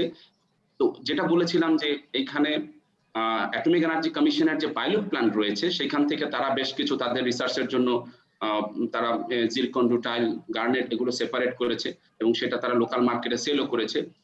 এবং সেখান থেকে তারা সামান্য পরিমাণ রেভিনিউ, যদিও এটা সামান্য রেভিনিউ তারা জেনারেট করেছে, but it indicates that this resources goat values. This is the picture. It's a very common picture, common maps showing all the 17 placer deposits along our coastal area. So distribution নিয়ে যদি আমরা কথা বলি, যে আমাদের এখানে যে বাংলাদেশে হেভি মিনারেলস এর সম্ভাবনার জায়গাগুলো কোথায় হতে পারে এবং তার উপর ভিত্তি করে একটা জোনিং করা হয়। নরমালি হচ্ছে যে কোস্টাল এরিয়া, আমাদের কক্সবাজার, চিটাগং কক্সবাজারে যে কোস্টাল এরিয়া যেটা রয়েছে সেখানে রয়েছে, এবং which is very well known existing deposits, which is Cox's Bazar. Then the southern coastal area, যেখানে একই রকম ভাবে যে একটা বিচ এনভায়রনমেন্ট রয়েছে, সেখানে লাইক বোলা, পটুয়াখালী, নোয়াখালীর যে চর যেগুলো রয়েছে, আইল্যান্ড যেগুলো রয়েছে, সেখানে এক ধরনের বিচ এনভায়রনমেন্ট তৈরি হয়েছে এবং দেখা গেছে যে সেখানেও এর উপস্থিতি রয়েছে। আর থার্ড যেটা রিসেন্টলি এটার উপরে কাজ হচ্ছে, সেটা হচ্ছে আমাদের যে রিভার স্যান্ড বার যেগুলো রয়েছে, সেখানেও এই হেভি মিনারেলসের সম্ভাবনা রয়েছে এবং সেখানে বেশ কিছু কোম্পানি কাজ করছে, including government and private sector, both are working together. তো বাংলাদেশে যদি আমি একটু জাস্ট রুলস এন্ড রেগুলেশন নিয়ে কথা বলবো, কারণ আমি আর কিছু কিছু পার্ট হচ্ছে doctor Yunus sir already share করেছেন, কিছু জিনিস হয়তো রাজীব ভাই বলবেন। তো আমি জাস্ট একটু আমাদের এখানে যে রুলস এন্ড রেগুলেশন যেটা আছে সেটা নিয়ে ছোট্ট করে একটু বলতে চাই। সেটা হচ্ছে যে কোনো এখানে কাজ করতে হলে আমাদের একটা বিধিমালা আছে, সেটা হচ্ছে the mines and minerals rule 2012। And এই বিধিমালার আলোকেই হচ্ছে এখানকার অনুসন্ধান থেকে শুরু করে মাইনিং পর্যন্ত এই অ্যাক্টিভিটিস গুলো করা হয়। এবং এই বিধিমালাটা যিনি মনিটর করেন সেই প্রতিষ্ঠানটার নাম হচ্ছে bureau of mineral development, BMD, which is under the Ministry of Energy, Power and Mineral Resources Division, and they are the actually licensing authority. If any company, including private and government, তারা যদি এখানে বাংলাদেশে কাজ করতে চায় for commercial purpose, they have to follow the Mines and Minerals Rule 2012. No exemption for even for the government also, government company also, government also. তো এখানে এটা এখানে বলা আছে যে কি কোন প্রক্রিয়াতে কিভাবে করে এই বিধিতে স্পষ্ট করে বলা রয়েছে যে প্রথমে BMD হচ্ছে ব্যুরো অফ মিনারেল ডেভেলপমেন্ট, তারা এই অ্যাপ্লিকেশনটা রিসিভ করবে, করে তারা যাচাই বাছাই করে দেন এরা মিনিস্ট্রিতে পাঠাবে এবং ultimately decision maker is the government. এবং এই যে লাইসেন্সটা দেওয়া হয়, প্রথমে একটা অনুসন্ধান লাইসেন্স দেওয়া হয় যার আলোকে হচ্ছে একটা কোম্পানি কাজ করে থাকে এবং সেটা 2 বছরের জন্য দেওয়া হয়, ম্যাক্সিমাম 2 বছরের জন্য দেওয়া হয়, পরবর্তীতে যদিও বা 2 বছর রিনিউ করা যায়। এবং কিভাবে কাজ করবে তার একটা ক্লিয়ার গাইডলাইন এখানে এই মাইন্স এন্ড মিনারেলস রুলে ইন শর্ট ফর্মে দেওয়া আছে। মাইনিং এর জন্য হচ্ছে একটা গাইডলাইন দেওয়া আছে এখানে, এবং এখানে বলা হয়েছে যে কেউ যদি কমার্শিয়ালি কাজ করে তাহলে তার একটা যে রয়্যালিটি দেওয়া আছে সেটা 15%, এবং এটা কিন্তু পিট মাউথ ভ্যালুর উপরে এই রয়্যালিটিটা, কোনো প্রফিটের উপরে না। এবং এইখানে এক্সপ্লোরেশন লাইসেন্স ছাড়া কেউ মাইনিং এর অ্যাপ্লাই করতে পারবে না, এটা বিধিমালার একটা বিধি রয়েছে। তো বাংলাদেশে বেশ কিছু কোম্পানি, প্রাইভেট কোম্পানি তারা কাজ করছে আগে থেকে, 2000 আর্লি অফ 2000 তারা শুরু করেছে এখানে যে বাংলাদেশে প্রাইভেট সেক্টরের যে ইনভলভমেন্ট টু দিস ইন্ডাস্ট্রি। তার মধ্যে one of them was Premier Minerals Limited. I worked there for a long time. এবং দেন কার্বন মাইনিং, তারাও এখানে অ্যাক্টিভলি কাজ করেছে, তাদের দুটো এক্সপ্লোরেশন লাইসেন্স ছিল। এবং Beximco mining and energy corporation limited, index power, Getco, নিউট্রেসকো বাংলাদেশ, নর্থ বেঙ্গল, স্যামোফ and now Everlast Minerals Limited. এখানে 2-3টা কোম্পানি বাদে অন্যান্য কোম্পানিগুলো তেমন কোনো অ্যাক্টিভিটিস ছিল না, but premier minerals limited, carbon mining, তারা ইন ডিটেল কাজ করেছে বাংলাদেশে। তো এই যে আমরা যে মাইনিং এর কথা বলছি বা আমরা যে কিভাবে এক্সট্রাকশন করব, এটাকে আমরা 4টা ভাগে ভাগ করতে পারি। একটা হচ্ছে এই পুরো প্রক্রিয়াটাকে, আমি এক্সপ্লোরেশন পার্টটাকে বাদ দিচ্ছি, শুধু মাইনিং এর জায়গা থেকে বলছি। সেখানে হচ্ছে একটা মাইনিং, প্রথমে আমরা মাইনিং করে থাকি যার আলোকে হচ্ছে আমি মিনারেল স্যান্ড, যেটা মিনারালাইজড স্যান্ড যেটা, সেটাকে আমি এক্সট্রাক্ট করব। দেন হচ্ছে এটাকে আমি প্রসেস করব, অর্থাৎ এই স্যান্ডটাকে থেকে হেভি মিনারেলটাকে সেপারেট করব। দেন হচ্ছে রিহ্যাবিলিটেশন হবে, অর্থাৎ যেই জায়গা থেকে আমি বালিটা এক্সট্রাক্ট করেছি সেই জায়গাটা আবার আগের অবস্থায় ফিরিয়ে নিয়ে যাওয়ার একটা কাজ রয়েছে। এবং ফাইনালি ড্রাই প্ল্যান্টে, যেখানে হেভি মিনারেল থেকে ভ্যালুয়েবল হেভি মিনারেল বা যে কমার্শিয়াল মিনারেলস, সেই মিনারেল গুলোকে সেপারেট করা হয়। তো so here is 2 pictures of showing the how mineral sand is mined. যদিও এগুলো স্থান ভেদে এক এক জায়গায় এক এক রকম হয়ে থাকে। যেমন আজকে যদি আমরা অস্ট্রেলিয়া বা অন্যান্য যে দেশগুলো এই মাইনিং ইন্ডাস্ট্রিতে তারা এগিয়ে আছে, তাদের এক্সাম্পল যদি আমাদের দেশে সেট করি, ইট উইল নট ওয়ার্ক। সুতরাং আমরা যে পিকচার গুলো দেখিয়ে থাকি মোস্টলি হচ্ছে আমরা তাদের পিকচার গুলোকে এখানে এনে শো করি, যেহেতু আমাদের এখানে আসলে ওই অর্থে কোনো মাইনিং নেই। তো এটাকে একটু কাস্টমাইজ করতে হবে। হাউএভার এখানে আমি একটু দেখানোর চেষ্টা করেছি যে এই ধরনের একটা পিট করা হয়, ছোট পিট করা হয়, এবং এটা খুব বড় পিট না, একদমই ছোট একটা পিট করা হয়। এবং সেই পিটগুলোর থেকে হচ্ছে বিভিন্ন পদ্ধতিতে, যেটা ড্রাই স্যান্ড থাকে ওয়াটার লেভেলের উপরে যেটা থাকে, সেটাকে এক্সকাভেটর দিয়ে তারপরে হচ্ছে স্পাইরালে নিয়ে যাওয়া হয়। এবং এইভাবে করেই হচ্ছে মাইনিং করে। কোথাও কোথাও অনেক বড় করে তারা ড্রেজিং করে, ড্রেজিং এর মাধ্যমেও হচ্ছে এই স্যান্ড এক্সট্রাক্ট করে যদি সেটা ওয়াটার লেভেলের নিচে হয়ে থাকে। তো এখানে ওয়ার্ল্ডে বেশ কিছু কান্ট্রি রয়েছে যারা কিনা এটা এই অ্যাক্টিভিটিস এর সাথে জড়িত। তার মধ্যে রয়েছে Australia, south Africa, China, India, আমাদের খুবই পার্শ্ববর্তী দেশ এবং যাদের socio economic culture is almost close to us. So তারা কাজ করছে ফর এ লং টাইম। এবং Sierra Leone, Mozambique, USA, Canada, Madagascar, Vietnam, Ukraine, অনেক কান্ট্রি এখানে কাজ করছে। এবং এখানে দেখা যাচ্ছে যে ইটস নট অল অ্যাবাউট যে like first world country are doing this and third world country are sleeping, ব্যাপারটা এরকম না। এখানে সব ধরনের দেশের পার্টিসিপেশনটা এখানে রয়েছে। এবং একটা তথ্য আছে, তথ্য মোতাবেক পৃথিবীতে, এটা অবশ্য লাস্ট ইয়ারের ইনফরমেশন, যে 107 টোটাল 107টা plant are working in 2020 around the world. তো এইখানে ওয়েট প্ল্যান্টে যেটা হচ্ছে স্পাইরালের মাধ্যমে আসলে এটা গ্র্যাভিটি সেপারেশন করা হয়, এটাকে স্পাইরাল বলে। তো যেখানে স্যান্ডটা দিয়ে এখান থেকে দুটা সেপারেশন হয় মোস্টলি, একটা হচ্ছে হেভি মিনারেলস যার স্পেসিফিক গ্র্যাভিটি 2.9 এর উপরে, সেগুলো গ্র্যাভিটেশনাল ফোর্সে সেটা আলাদা হয়ে যায় এবং লাইটটা অন্যদিকে চলে যায়। এরপরে হচ্ছে যে ওয়েট প্ল্যান্টটা নর্মালি যেই মাইন্ডসেট থাকে সেখানে এটা রাখা হয়। এটা খুবই ছোট সাইজের হয়, বড় সাইজের হয়, বিভিন্ন ক্যাপাসিটির এই স্পাইরাল গুলো থাকে। এবং এইখানে যে ওয়াটারটা ইউজ হয় এটা কিন্তু রিসাইকেল হয়, এমন না যে ওয়াটার ওয়েস্ট হয়ে যায়, কেননা এখানে কোনো কেমিক্যাল ইউজ করা হয় না। সুতরাং ইটস ইজি টু রিইউজ। তো সুতরাং ওয়াটারের কোনো ওয়েস্ট হয়, মানে অপচয় হয় না। এবং নর্মালি যদি এখানে 10 to 15% হেভি মিনারেল থেকে থাকে, বাই ওয়েট ভলিউমে কিন্তু এটা আরো কম, যেহেতু এটা হেভি মিনারেলস। তো সেক্ষেত্রে 89 টু যে রিমেনিং যেটা থাকে সেই জায়গায় সেইটা কিন্তু আবার ওই আগের জায়গায় স্যান্ডফিল, ল্যান্ডফিল করে রাখা হয়, যদি এটা কোনো ল্যান্ড থেকে যদি মাইনিংটা হয়ে থাকে। রিহ্যাবিলিটেশন প্রোগ্রামে হচ্ছে যেটা বলছিলাম, এই যে 85 to 90% যে লাইট মিনারেল বা গ্যাং মিনারেল, যেটাই আমরা বলি না কেন, যেটা ইউজ করা হয় না, তো সেইটাকে আমরা যদি আগের জায়গায় ফেলে দেই বা তার উপরে হচ্ছে প্ল্যান্টেশন করা হয়, ওই প্রোগ্রামটাকে হচ্ছে রিহ্যাবিলিটেশন প্রোগ্রাম। অর্থাৎ যেই জায়গাটাকে আমরা মাইন করছি সেই জায়গাটাকে আবার পুনরাবস্থায় ফিরিয়ে নিয়ে যাওয়াটা। এবং তাতে দেখা যায় যে তার ল্যান্ডস্কেপ, ল্যান্ডফর্ম সবকিছু আগের চেয়ে আরো বেটার হয়, যেগুলো ওয়ার্ল্ডের বিভিন্ন জায়গায় এক্সাম্পল রয়েছে। কেননা এই industry is not a new industry. আমাদের জন্য হয়তো it could B a new industry, but for the world it's been a long time that সারা ওয়ার্ল্ডে এই কাজগুলো করছে তারা, এবং সাকসেসফুলি করছে। এবং এতে লোকাল এনভায়রনমেন্ট খুব বেশি এফেক্ট করে না, যেহেতু এটা খুবই ছোট, মানে লোকালাইজড হয়ে কাজ করার সুযোগ আছে এখানে। যে আমি আগেও বলেছি যে এটা ওইখানকার যে সোশিও ইকোনমিক কালচার, ওইখানকার যে জায়গাটা কাজ করা হবে, তার হ্যাবিটেশন, তার ক্যারেক্টার সবকিছু কনসিডার করেই প্ল্যানটা করা হয়। তো তাতে করে এখানে লোকাল এনভায়রনমেন্ট খুব বেশি এখানে এফেক্ট করে না। এবং এখানে দেখা যায় যে যদি কোনো ডিউন থাকে, সেই ডিউন গুলোকেও আবার ইমপ্রুভ করে আগের অবস্থায় নিয়ে আসা সম্ভব হয় যদি সদিচ্ছা থাকে। তারপরে এবং এই পুরো খরচটা কিন্তু যিনি মাইন করবেন তাদেরকে বহন করতে হয়, এবং এটা তাদের প্রোগ্রামের ভিতরে থাকতে হয়।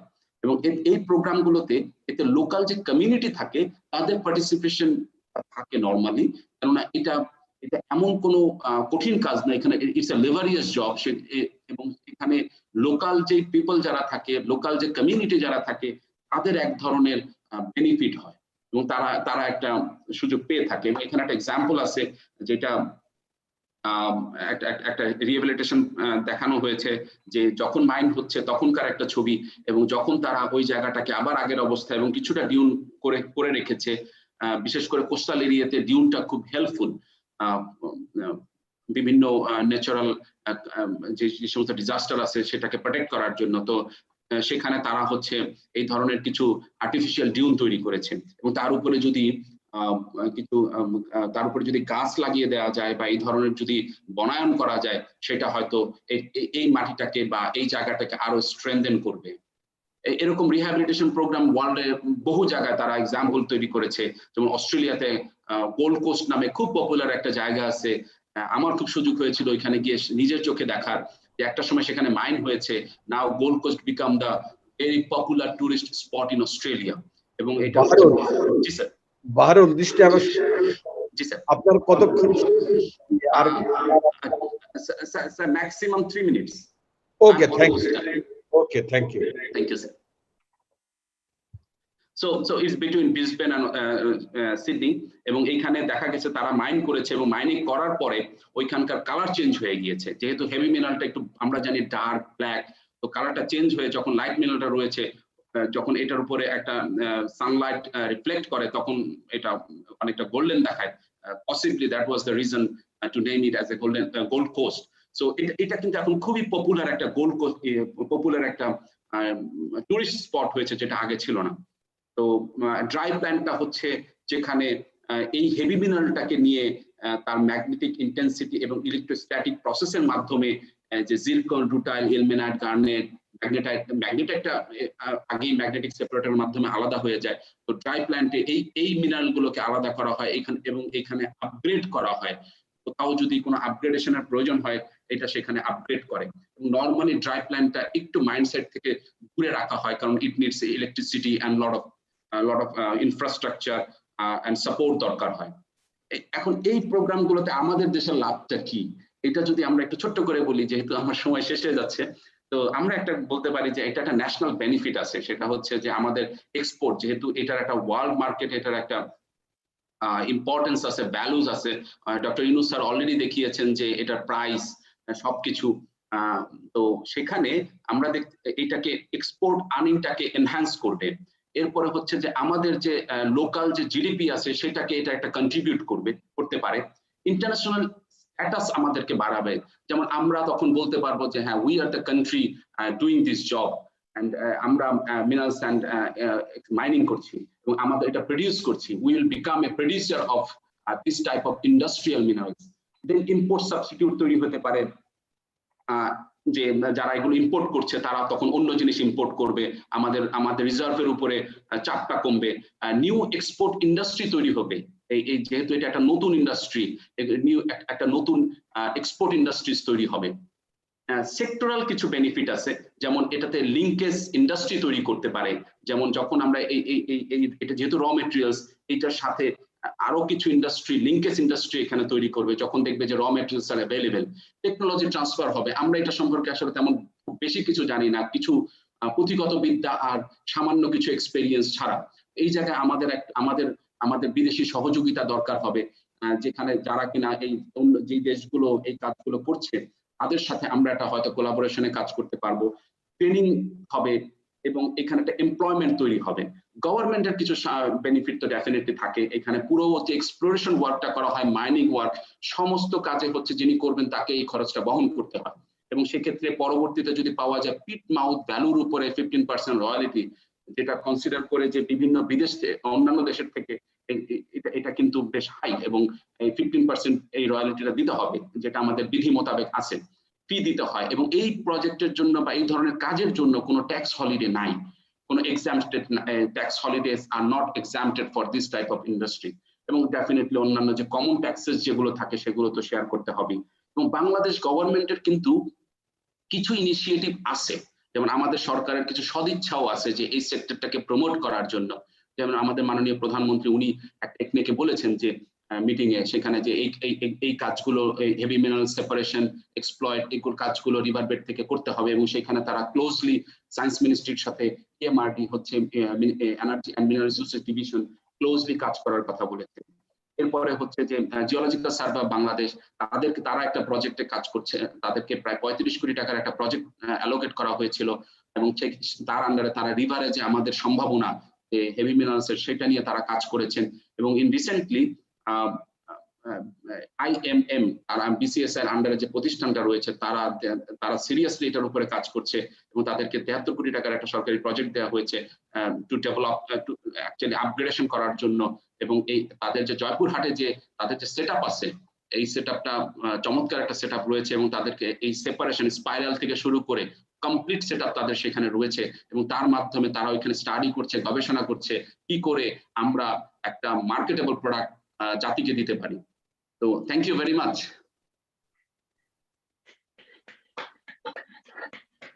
ধন্যবাদ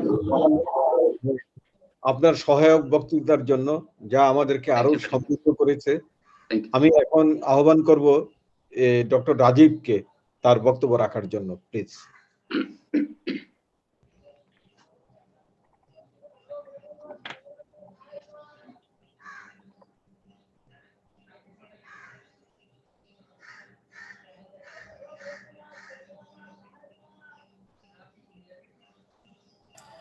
রাজীব স্যার আনমিউট করে নেন। But okay, now I'm okay. Thank you very much for giving me the chance.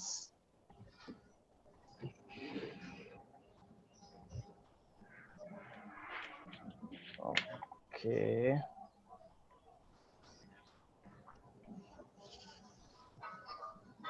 Okay, my slides can be seen.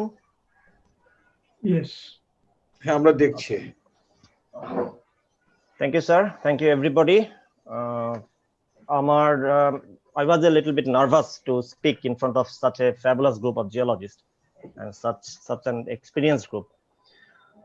Still, let's talk about something about the placer minerals. And আমার ভালো লাগছে যে আমার যে স্লাইডগুলো prepare করা doctor Yunus Akon স্যারের এবং বাহারুল আলমের স্লাইডের সাথে খুব বেশি একেবারেই ডুপ্লিকেট হবে না। সো আমি কিছুটা রিসেন্ট আপডেট দেওয়ার চেষ্টা করব based on the BSMEC activities, the mineral plant which we have in Coxbazar under Bangladesh Atomic Energy Commission. And thank you very much, Baharul Alam, for mentioning Atomic Energy Commission's all the activities what we have done so far in the field of placer mineral, especially for the beach area. So আমি just কিছুটা বর্তমান অবস্থা সম্পর্কে একটু জানাতে চেষ্টা করব এবং the relation with the radioactivity what Dr. Yunus Akon sir said সেটা সম্পর্কে রিসেন্ট কিছু আমাদের কাজের সম্পর্কে বলার চেষ্টা করব, যাতে আমরা বুঝতে পারবো যে শুধুমাত্র হয়তো হেভি মিনারেল নিয়ে কাজ করে কেন আমরা করছি না বা কোন দিকে যাওয়ার সুযোগ আছে এই জিনিসগুলো নিয়ে সম্পর্কে। and I'll be very short in my lecture. যেটা ইউনুস আকন স্যার অলরেডি দেখিয়েছেন, আমাদের 17টা deposit along the coastal belt of Bangladesh, almost among the 17, 15 are in the southeastern coast, only 2 in the northern coast. এবং আমাদের এখানে যতগুলো আমরা যদি বলি মেজর হেভি মিনারেল কনসেন্ট্রেশন আমাদের মহেশখালী দ্বীপেই 6 থেকে 7টা deposit along the coast, Cox's Bazar coast, সেখানে আছে টেকনাফ, বদরমুকাম, শিলখালী এবং কক্সবাজার ইটসেলফ। এরকম করে আমাদের 17টা ডিপোজিট আমরা আইডেন্টিফাই করেছি এবং thanks to the vigorous field work by Dr. Yunus Akon and the then geologist of Atomic Energy Commission, until 1986 আমাদের একটা রিজার্ভ এস্টিমেশন করা হয়েছে এবং unfortunately after that we could not carry out such a vigorous field work to re-estimate or to update all the status of these heavy mineral deposits. So until that time, what we have, it's about 1.76 million ton economic heavy mineral deposit, what we say. আমরা যদি বুঝতে পারি, Yunus Akon sir already উপস্থাপন করেছেন যে India annually তারা produce করে 2 million ton heavy mineral, Bangla reserve beach মিনারেলে 1.76 in total heavy mineral in Bangladesh. So comparing to India's that one, আসলে আমাদের 2 বছরের রিজার্ভ আছে, which is really a limited, very limited scale. So among those, already Yunus Akon sir slide দেখিয়েছেন যে ইলমেনাইটটাই সবচেয়ে বেশি, which is commercially we are lagging behind in terms of chemical composition, in terms of chemical grade. So আমাদের যে 1.76 million টনের মধ্যে যদি আমি 1 মিলিয়ন টন ইলমেনাইট ধরি, সেটাই আমার কমার্শিয়ালি ভায়াবল না আমি বলছি।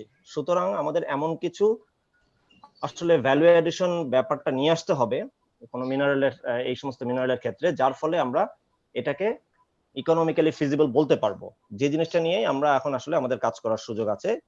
স্পেশালি বিচ স্যান্ড নিয়ে, রিভার স্যান্ড নিয়ে অলরেডি বাহারুল আলম ডিটেল বলে ফেলেছেন, সে সম্পর্কে আমি অল্প একটু একটা দুটো স্লাইড দেখানোর হয়তো সুযোগ হবে আমার।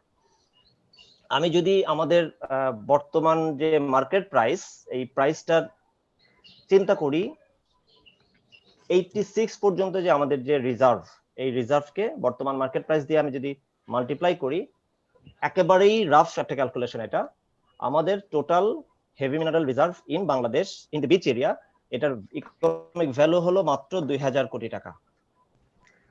মাত্র 2000 কোটি টাকা আমাদের বর্তমান মার্কেট প্রাইসে আনটিল 86 যে আমাদের reserve calculation, and still this is only the sale price. আমরা যদি এটাকে বাণিজ্যিকভাবে কল্পনা করি তাহলে পরে এটার মাইনিং, প্রসেসিং এবং অন্যান্য যাবতীয় খরচ, যেটা অলরেডি বাহারুল আলম দেখিয়েছেন, এই সমস্ত খরচ বিবেচনা করতে হবে এরপরে।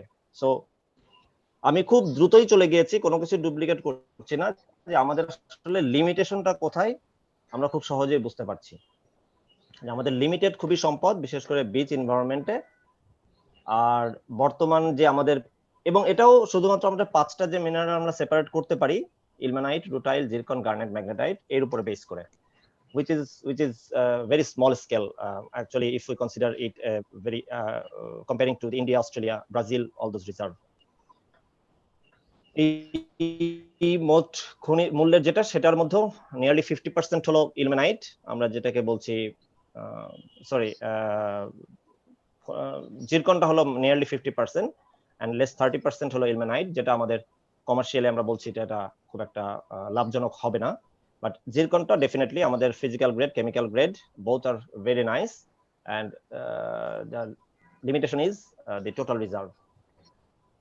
আমরা যেটা গত 10-15 বছরে করার চেষ্টা করেছি সেটা হলো the physical reassessment, specially beach এরিয়াতে। আমরা 2000 থেকে 2000 সাল বেসিক্যালি যে সময়টাতে আমরা জয়েন করেছি বা তার 2-1 বছর আগের থেকে, খুব সহজভাবে বলতে গেলে ইউনেসাকন স্যাররা চলে আসার পরে যেহেতু আমাদের আর খুব ডিটেইল ফিল্ড ওয়ার্ক কখনো করা হয়নি, সো সেই সময়টা থেকে আমরা একটু চেষ্টা করেছি যে আমাদের বর্তমান অবস্থাটা কি সে সম্পর্কে জানার।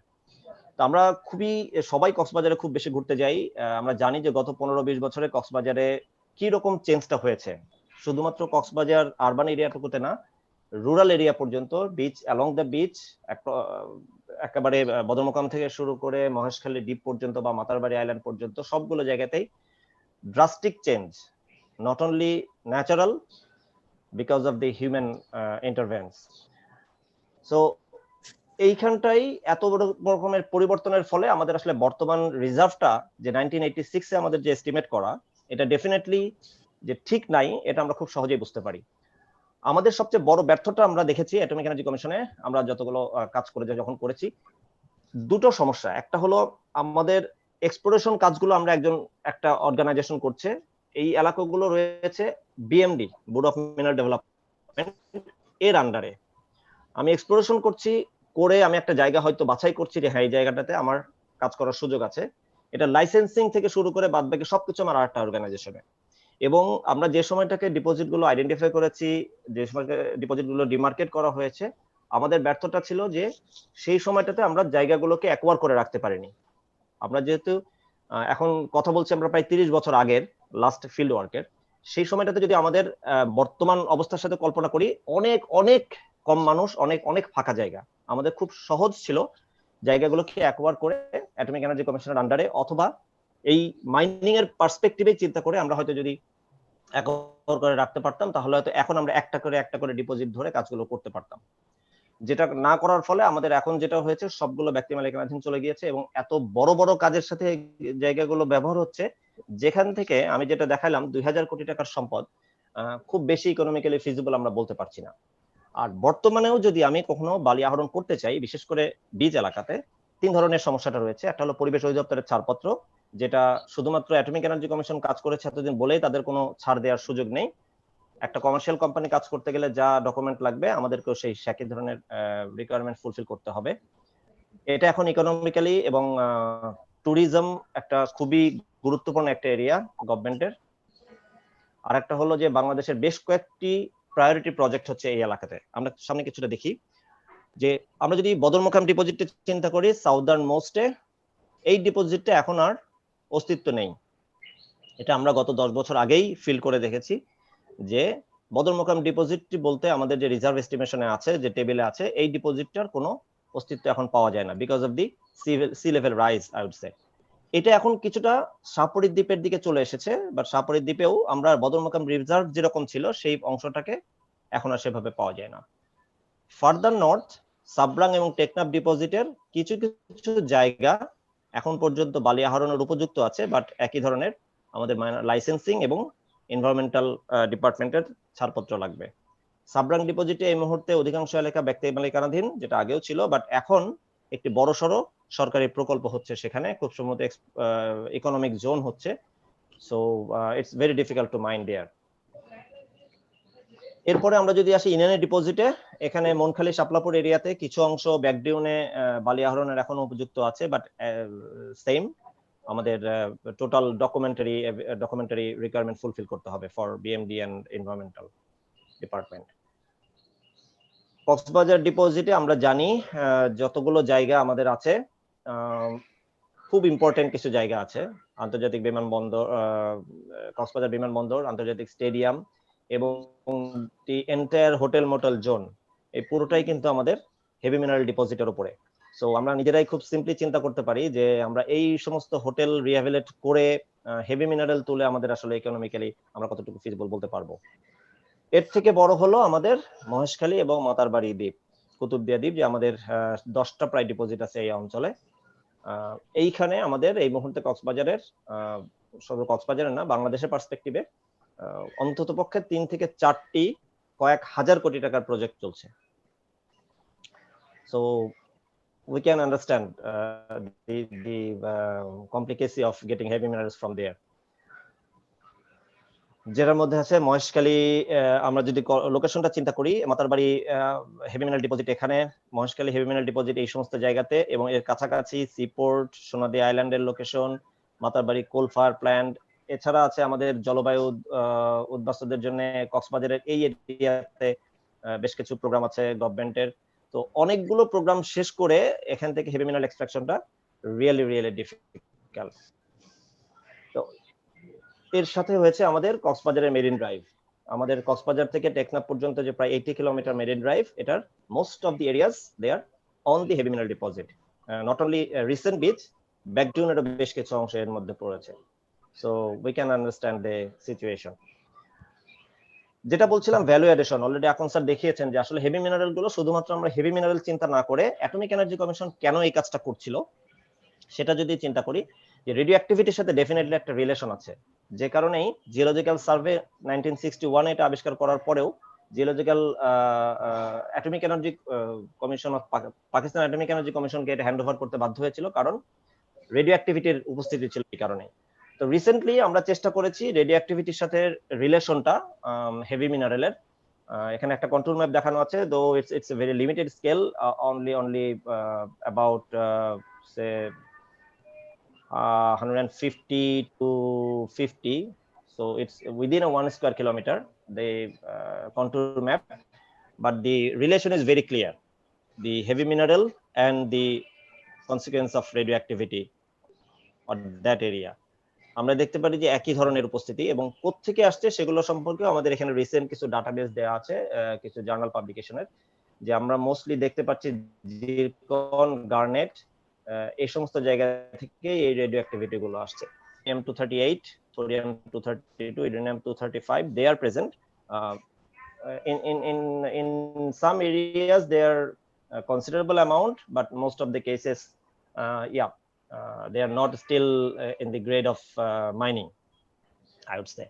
But if we can process it, if we can separate it, like for this example, আমরা যদি জিরকন অ্যাসেম্বলেজ একসাথে করি, জিরকন অ্যাসেম্বলেজের বেশ কিছু আমরা ভাগ করতে পেরেছিলাম বিভিন্ন গ্রেডে ফিজিক্যাল সেপারেশন করে।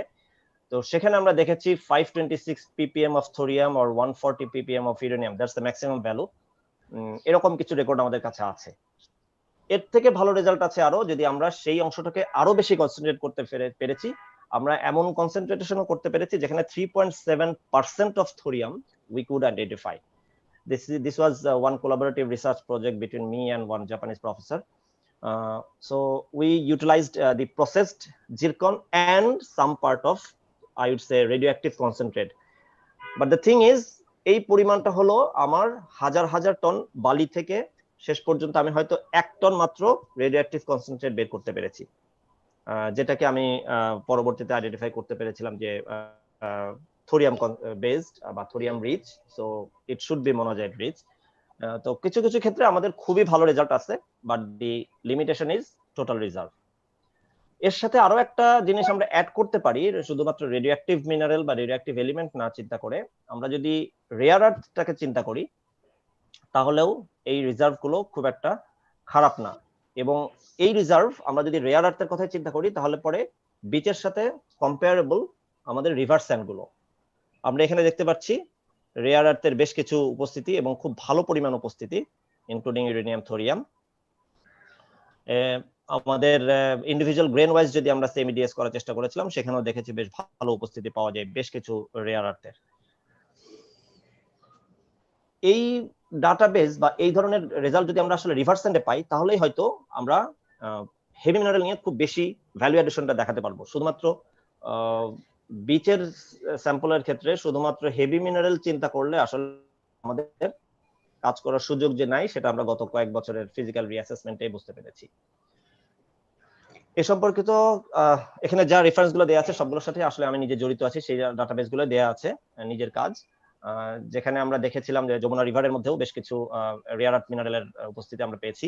আমাদের আজকের লেকচারের মধ্যে বা পার্টিসিপেন্টের মধ্যে মনিরুজ্জামানও উপস্থিত আছে, ওর নিজেরই কাজ ছিল এটা। আর একটা কাজ যেটা আমি বাহারুল 85 to 90% স্যান্ডটাকে আমরা চিন্তা করছি আবার যে জায়গা থেকে আমরা মাইন করে নিয়ে আসছি সেই জায়গা থেকে ফিল করে দেওয়ার। তো আমরা যদি রিসেন্ট রিভার বারের কথা চিন্তা করি, তাহলে হয়তো রিফিলের কোনো প্রয়োজন নাই। এই রিফিল প্রয়োজনটা না কেন, আমরা সেই 85 to 90% যে লাইট পার্ট, এটাকেও ইকোনমিক্যালি ইউটিলাইজ করতে পারি। এটার বড় প্রমাণ হলো যে আমরা এটাকে একটা গ্লাস স্যান্ডের অল্টারনেট হিসেবে ব্যবহার করতে পারি।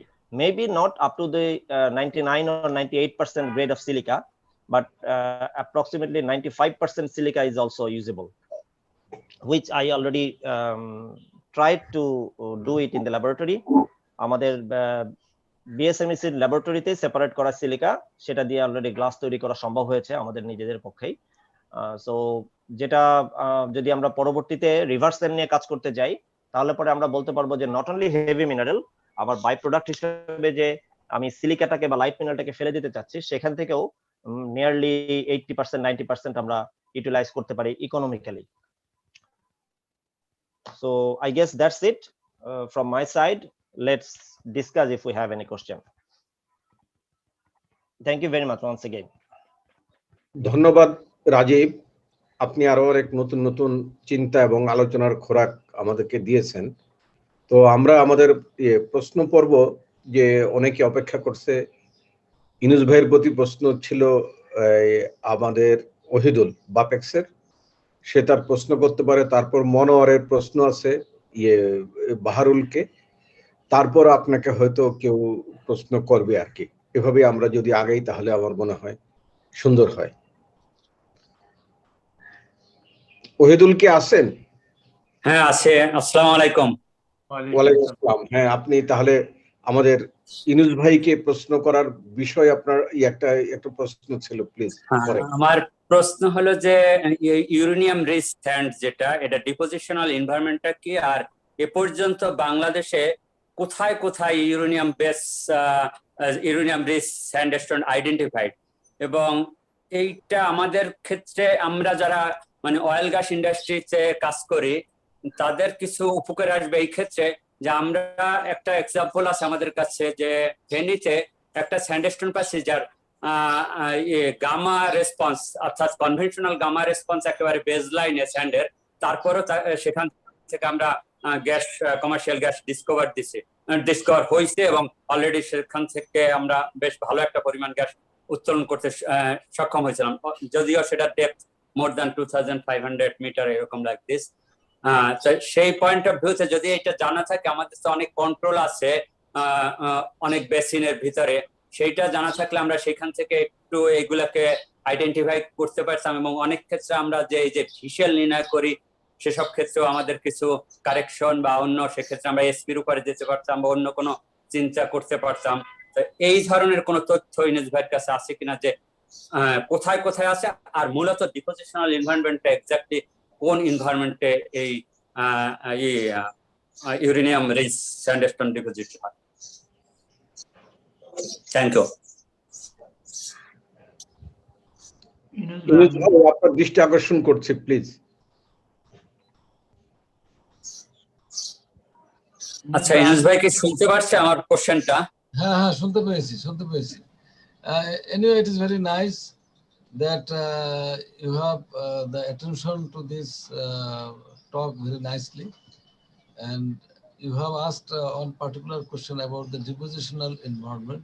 The depositional environment, as we know about, the Silet structure, Harargaz structure, where we have worked. That is normal geological, how it has been formed, we know. But in case of uranium, another thing I tell, we have got the anomalies. Anomalies means আমরা যখন একটা radio activity exploration করতে যাই তখন আমরা background একটা reading pi. For example 50 CPS we get background. That means 50 CPS here and there, everywhere in the area. But when we normally use Geiger-Müller counter or any other counter. Even nowadays we have the spectrometric,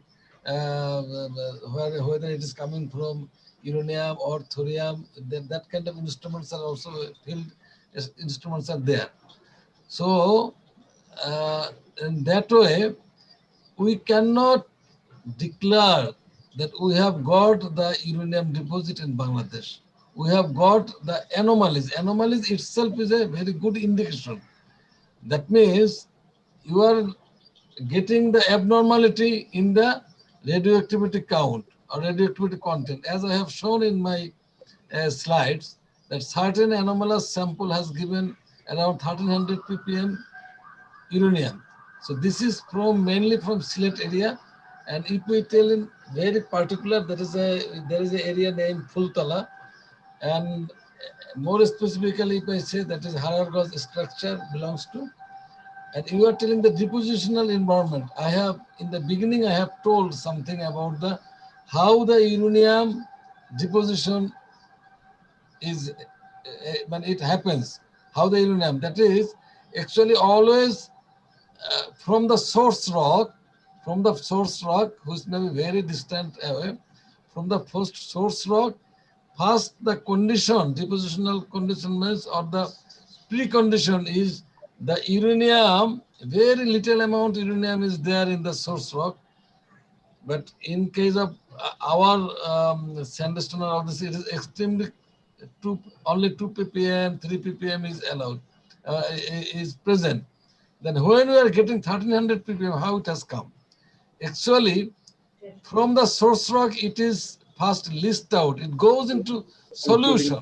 It goes into solution. And in that solution, it starts moving through ultimately, it comes to the ground, it mixed up with the groundwater. And through groundwater, it keeps on moving through the fractures, fissures, joints. These are all lineaments. For example, the Silet area, this Dauki fault, big area, this is another weak zone. Through that, it keeps on moving. Then when it gets the reducing environment, or we call when it comes in the contact of reductant, then it precipitates. As mineral. For example, in our Bangladesh sample, very encouraging things that it is not that sometimes, in certain sample, whatever you analyze, you may get some uranium. So whether it is coming from mineral or as a whole from the body, it is not clear. But in our case, we got the mineral. That mineral's name I have told, that is thorite, uranotherite. This is also important uranium mineral. So this has been formed in that environment.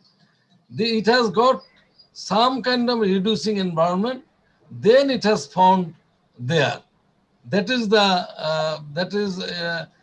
main thing, and that is the theory, or that is the condition of the formation of the uranium. It is not only in case of Bangladesh sand or anywhere. Everywhere throughout the world, it has to be come into contact with joint and faults or with some weak zone, through which the leached out uranium will move and it will come into the contact with the reducing environment, maybe, for example, pyrite, chalcopyrite, or any sulfide mineral. These are all reducing agent. Even carbonaceous material, organic material, this is all reducing environment. Then it through that way these uranium minerals are formed. Thank you Inus ভাই। আমার মনে হয় যে আমরা আপনার উত্তর পেয়েছি। তো আমি এখন মনোয়ারকে অনুরোধ করব যে রাজীবকে প্রশ্ন করার জন্য, প্লিজ। আমাকে শোনা যাচ্ছে? হ্যাঁ, শোনা যাচ্ছে। আচ্ছা, আমার প্রশ্নটা হচ্ছে বাহারকে প্রশ্ন করবে। হ্যাঁ, আমার প্রশ্নটা বাহারের প্রতি। In case of beach sand আমরা জানি যেগুলো লোকালস গুলো আমরা চিনি এবং এর প্রসেসটাও আমাদের আইডিয়া আছে। আমি প্লিজ আমি কিন্তু অয়েল অ্যান্ড গ্যাসের লোক, আমার ইগনোরেন্সকে মাফ করে দিয়ে করবেন, অ্যাড্রেস করবেন। সেটা হচ্ছে যে ব্যাক ডিউন বা শোলিং এফেক্টে কনসেন্ট্রেশন গুলো আমরা দেখতে পাই, কিন্তু in terms of mega sand bars যেগুলো আছে ব্রহ্মপুত্র অথবা পদ্মার যে মেগা স্যান্ড বার্স আছে, সেখানে তো ডিসেমিনেশন বেশি হওয়ার কথা। যদিও গ্রস হয়তো রিজার্ভ বেশি হবে, কিন্তু ডিসেমিনেশন বেশি হলে এটাকে ইকোনমিক্যালি ভায়াবল কেমনে করা যাচ্ছে, কারণ আমরা তো লোকালস জানি না। Thank you. জি ধন্যবাদ। প্লেজার এনভায়রনমেন্টে যে হেভি মিনারেল ডিপোজিট যেটা হয়, it's a very well known how it forms, but রিভারে এইটার খুব বেশি এক্সাম্পল অ্যাকচুয়ালি সারা ওয়ার্ল্ডেও খুব বেশি নাই যে ফ্লুভিয়াল ডিপোজিটে হেভি মিনারেলস মাইনিং। দুই একটা দেশে কিছু তারা করেছে, বাট ইন ডিটেল তারা নাই। এজন্য এটার উপরে আসলে এখন কাজ হচ্ছে। আমরা রিভারের উপরে এই হেভি মিনারেলস এর বা এখানে যে আমরা জিরকন রুটাইল বলছি বা ইকোনমিক মিনারেল যেগুলো বলছি, তার যে উপস্থিতি সেটা প্রমাণিত হয়েছে। বাট এইটাকে এক্সট্রাকশন ইকোনমিক্যালি ভায়াবল কিনা, যেটা ডক্টর রাজীব ভাইও বলেছেন, এইটার উপরে এখান থেকে যে লাইট মিনারেল যেটা আছে সেইটাকে আবার সিলিকা, যেহেতু সিলিকার পার্সেন্টেজ খুব বেশি, এটাকে আপগ্রেড করে গ্লাস ইন্ডাস্ট্রির জন্য উপযোগী করা যায় কিনা এটা নিয়ে কিন্তু কাজ হচ্ছে। যেমন IMM তারা একটা প্রজেক্ট করেছে aiming to this objective, how they can upgrade the silica percentage, যেটা তারা ফোকাস করছে যে গ্লাস ইন্ডাস্ট্রিতে সাপ্লাই দিবে। এবং হেভি মিনারেলস এর উপরে যে কাজগুলো যেখানে ওইখানে জিওলজিক্যাল সার্ভে অফ বাংলাদেশ তারা করেছে, তারাও ওইখানে, আমি তাদের রিপোর্টের আউটকামটা জানি না, বাট তাদের ওইখানে তারা যেটা চেষ্টা করেছে যে এইখানে হেভি মিনারেলস এর উপস্থিতি আছে, এটা তারা প্রমাণ করেছে। বাট তারা রিজার্ভ ক্যালকুলেশনটা করেছে কিনা আমার জানা নেই, তবে এখানে কিন্তু কাজ হচ্ছে। আমাদের আরো ইন ডিটেল কাজ করতে হবে ইকোনমিক্যালি ভায়াবল কিনা সেটাকে প্রুফ করার জন্য, যেটা একমাত্র প্রক্রিয়া হচ্ছে আপনাকে আমাদেরকে বা যেই কাজ করুক না কেন এই মাইন অ্যান্ড মিনারেলস রুল যেটা আছে 2012, এইটাকে কমপ্লাই করে বিএমডি বা সরকারের মাধ্যমে এটা করতে হবে। তো সেই কাজ কিছু কিছু চলছে। জি ধন্যবাদ বাহারুল। জি আমি স্যার একটু অ্যাড করতে পারি এখানে স্যার? হ্যাঁ প্লিজ। এখানে বাহারুল আলমের সাথে আমি একটু অ্যাড করি, to get this mineral resource more economically viable. আমরা যে অংশটা ফেস করি অন্যান্য মাইনিং এর ক্ষেত্রে, আমি যদি কোল মাইনিং বলি বা হার্ড রক মাইনিং বলি বা ইভেন বিচ এরিয়ার যদি আমি হেভি মিনারেল মাইনিং এর কথাই চিন্তা করি, যে আমার রিলোকেশন কস্ট, রিহ্যাবিলিটেশন কস্ট যে পরিমাণ যাবে, আমি যদি রিভার বার গুলোতে যে ধরনের রেজাল্ট আমাদের এই মুহূর্তে আসছে, ফর এক্সাম্পল আমার যদি 5% হেভি মিনারেলও থাকে, অন্য কোনো মিনারেল রিসোর্সের ক্ষেত্রে বা গ্যাস রিসোর্সের ক্ষেত্রে তার থেকে এটার অনেক বেশি আমি পজিটিভ জিনিস চিন্তা করতে পারবো যে আমার এনভায়রনমেন্টাল ইম্প্যাক্টটা কতটা। এনভায়রনমেন্টাল ইম্প্যাক্টটা আমার অ্যাজ মিনিমাম অ্যাজ পসিবল যদি আমরা রিভার স্যান্ডের বিশেষ করে রিসেন্ট বারগুলোতে আইডেন্টিফাই করতে পারি। কিভাবে? আমি যে আমার এই মুহূর্তে প্রতি বছর হাজার হাজার কোটি টাকা যাচ্ছে শুধুমাত্র ড্রেজিং কস্ট বাংলাদেশে, ওয়ারাজ আমি সেই বালিটাকে খুব সহজে আমার মাইনিং পারপাজে তুলবো এবং কমার্শিয়ালি ইউটিলাইজ করার সুযোগ আছে। তাতে আমার যদি মানে কি বলে ওটাকে খুব কমও আমার রিসোর্সটা থাকে, আমি অন্য খরচের কথা চিন্তা করে আমার এই রিসোর্স ভ্যালুটা আমার অনেক বেশি চলে আসবে আমি যদি এনভায়রনমেন্টাল ইম্প্যাক্টের কথা চিন্তা করি। ধন্যবাদ। থ্যাঙ্কস। Thank you Rajib. আমি geological survey as a deputy director general, আমি বাহারের ওই কথার উত্তর দিতে চাচ্ছি। আমরা যে একটা প্রজেক্ট ছিল আমাদের identification and economic assessment of minerals in the river sands of Bangladesh, এই প্রজেক্টটা আমাদের শেষ হয়েছে, কিন্তু আমরা আইডেন্টিফাই করতে পেরেছি সাম ইকোনমিক মিনারেলস, কিন্তু আমরা এখনো ওই ফিজিবিলিটি স্টাডিটা করা হয় নাই। তো আমাদের প্রাক্তন সচিব, উনিও জিওলজিস্ট ছিলেন, রহমাতুল মুনিম, সিনিয়র সেক্রেটারি জ্বালানি এবং খনিজ সম্পদ বিভাগ, বর্তমানে এনবিআর এর চেয়ারম্যান, তিনি বলছিলেন যে তোমরা ফিজিবিলিটি স্টাডিতে যাও। যাই হোক, এখন আমরা ফিজিবিলিটি স্টাডিতে যেতে পারি নাই। গেলে হয়তো আমরা রিজার্ভ ক্যালকুলেশন এবং এটার অর্থনৈতিক মূল্যায়নটা করতে পারবো। আমি একটু ধন্যবাদ মুনির। এই জায়গায় একটু যোগ করতে চাই আর কি। আমার নাম আরিফ মহিউদ্দিন শিকদার, আমি 11th ব্যাচের। জি, আমি জানি আপনাকে। সেন্টার ফর এনভায়রনমেন্টাল স্টাডিজে কাজ করি ভার্জিনিয়া কমনওয়েলথ ইউনিভার্সিটিতে। তো যে কোনো প্রজেক্ট করার আগে যে প্রথম প্রশ্নটাই আসে আর এই ধরনের ক্ষেত্রে সেটা হচ্ছে যে এনভায়রনমেন্টাল ইম্প্যাক্ট অ্যাসেসমেন্ট, এবং তারপর তো ইকোনমিক ইস্যুটা আসেই। তো সেই যমুনার ক্ষেত্রে বিষয়টা কিন্তু অত সহজ নয়। It's the world's largest braided river and এর চ্যানেল ফ্ল্যাকচুয়েশন গুলো এত র্যাপিড, যে কারণে এটা হিমালয় ক্রস করে আসতে পেরেছে। তো যারা রিভার মর্ফোলজি জানে, তো সেখানে it's not that simple like dredging. একটা মিয়েন্ডারিং রিভারে এটা অত সহজভাবে করা যায় আর কি, কারণ ওয়ান চ্যানেল আর এখানে multiple channel. So channel instability একটা বিরাট ডেঞ্জারাস সিচুয়েশন তৈরি করতে পারে। তো সেখানে সাস্টেনেবিলিটি এবং ডেঞ্জার এটাকে কম্পেয়ার না করে আসলে এর ইকোনমিক ভ্যালু কখনোই ক্যালকুলেট করা যাবে না, যে আমরা কতটা ঠিক এক্স্যাক্টলি কতটা বালু পাবো, তার ভিতর থেকে কতটা জিরকন আসবে, কতটা ইলমেনাইট আসবে, কতটা মোনাজাইট আসবে। এটা কিন্তু প্রকল্পের মূল্যায়ন নয়, এটা হচ্ছে গ্রস থাম রুলে আমরা ভ্যালুটাকে চিন্তা করছি। প্রজেক্ট হিসেবে যখন এটা চিন্তা করতে হবে তখন কিন্তু চিন্তা করতে হবে সমস্ত জিনিসগুলো, প্রেক্ষিতগুলো, লং টার্ম ইস্যুটা কি হবে and long term environmental consequence কি হবে। তো তার জন্যই আসলে যে কোনো প্রজেক্ট করার আগেই এনভায়রনমেন্টাল ইম্প্যাক্ট অ্যাসেসমেন্টটা অত্যন্ত জরুরি। এবং এই এনভায়রনমেন্টাল ইম্প্যাক্ট অ্যাসেসমেন্টের কাজটাও জিওলজিস্টরাই করেন অনেক জায়গাতে। তো এটা না করে অ্যাকচুয়ালি ইকোনমিক্যালি ভায়াবল এই শব্দটা সরাসরি বলে দেওয়াটা আর কি খুব সুচিন্তিত হবে না আর কি। আমি একেবারেই না করছি না, আমি বলছি যে এই প্রসিডিওর গুলোকে ফলো করা উচিত। জসিম ভাই, আমার যদি পরে আমি আরিফ ভাই, আমি এই অডিয়েন্সকে আরিফ ভাই আপনার কথার উত্তর আমি দিচ্ছি। আমাদের প্রজেক্টটা কিন্তু ছিল mainly only for identification of the valuable minerals in the river sides of Bangladesh. আমি কিন্তু এখানে আমি বলছি টোটাল আপনি যে এনভায়রনমেন্টের কথা বলতেছেন, এনভায়রনমেন্ট ইস্যুতে আমরা তখনই যাব যদি আমরা মাইনিং এ যেতে চাই। তখন আমার কিন্তু ছিল যে আইডেন্টিফিকেশন অফ মিনারেলস। আমি তোমাকে বলি নাই, আমি বলছি ওভারঅল টপিকটার উপরে, যে একটা ব্রেডেড রিভার থেকে যদি মেটেরিয়াল এক্সট্রাক্ট করতে হয়, রিমুভ করতে হয়, এবং তোমাকে বুঝতে হবে Brahmaputra is the world largest braided river and এটা highest amount of sediment carry করে, হাইয়েস্ট ইন দ্য ওয়ার্ল্ড। তো সেখান থেকে আমি যদি কোনো জিনিসকে রিমুভ করি, ইটস নট দ্যাট ইজি যে আমি এটাকে রিমুভ ব্যাক করতে পারবো। আর সেইখানেই চ্যালেঞ্জটা হচ্ছে রিসেন্ট বারের জন্য, বরং স্টেবল বারে এটা অনেক easy. The middle of the stable বারে আমি একটা জিনিস তুললাম, সেটাকে আমি এনে আবার ফেরত দিতে পারবো।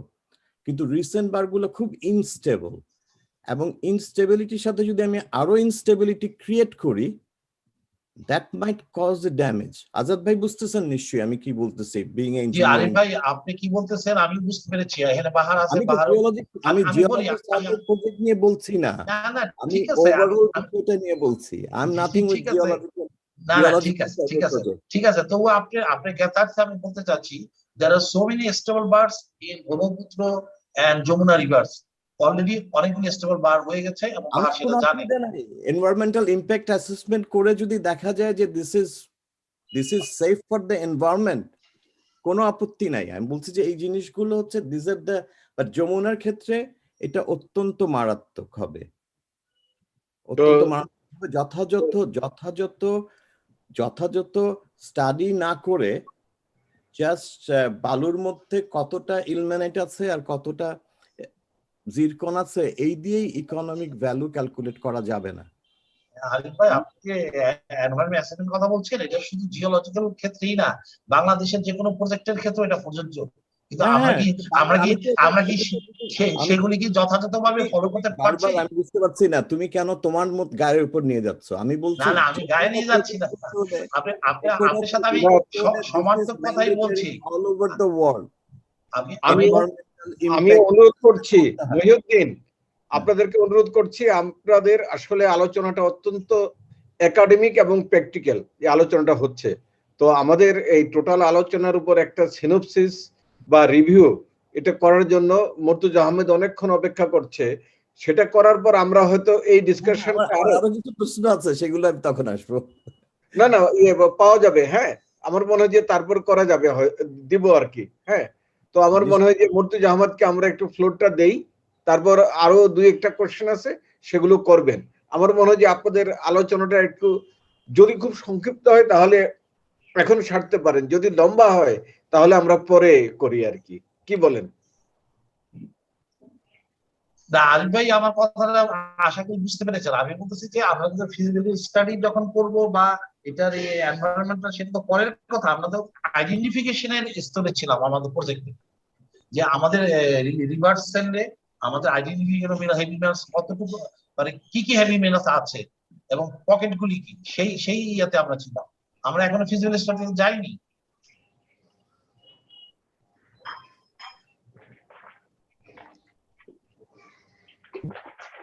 মহিউদ্দিন, আপনি বলবেন কিছু এখন না পরে? আমি তো মিউট করে দিলাম, আমরা পরে কথা বলবো এই নিয়ে। আপনি চালিয়ে ওকে তাহলে বদরুল ভাইকে কিছু বলতে বলবো না? বদরুল ভাইকে না একটু পরে মুর্তজা আহমেদ ফারুক ও তার বক্তব্যটা রাখুক, তারপর আমরা কন্টিনিউ করব। জি প্লিজ।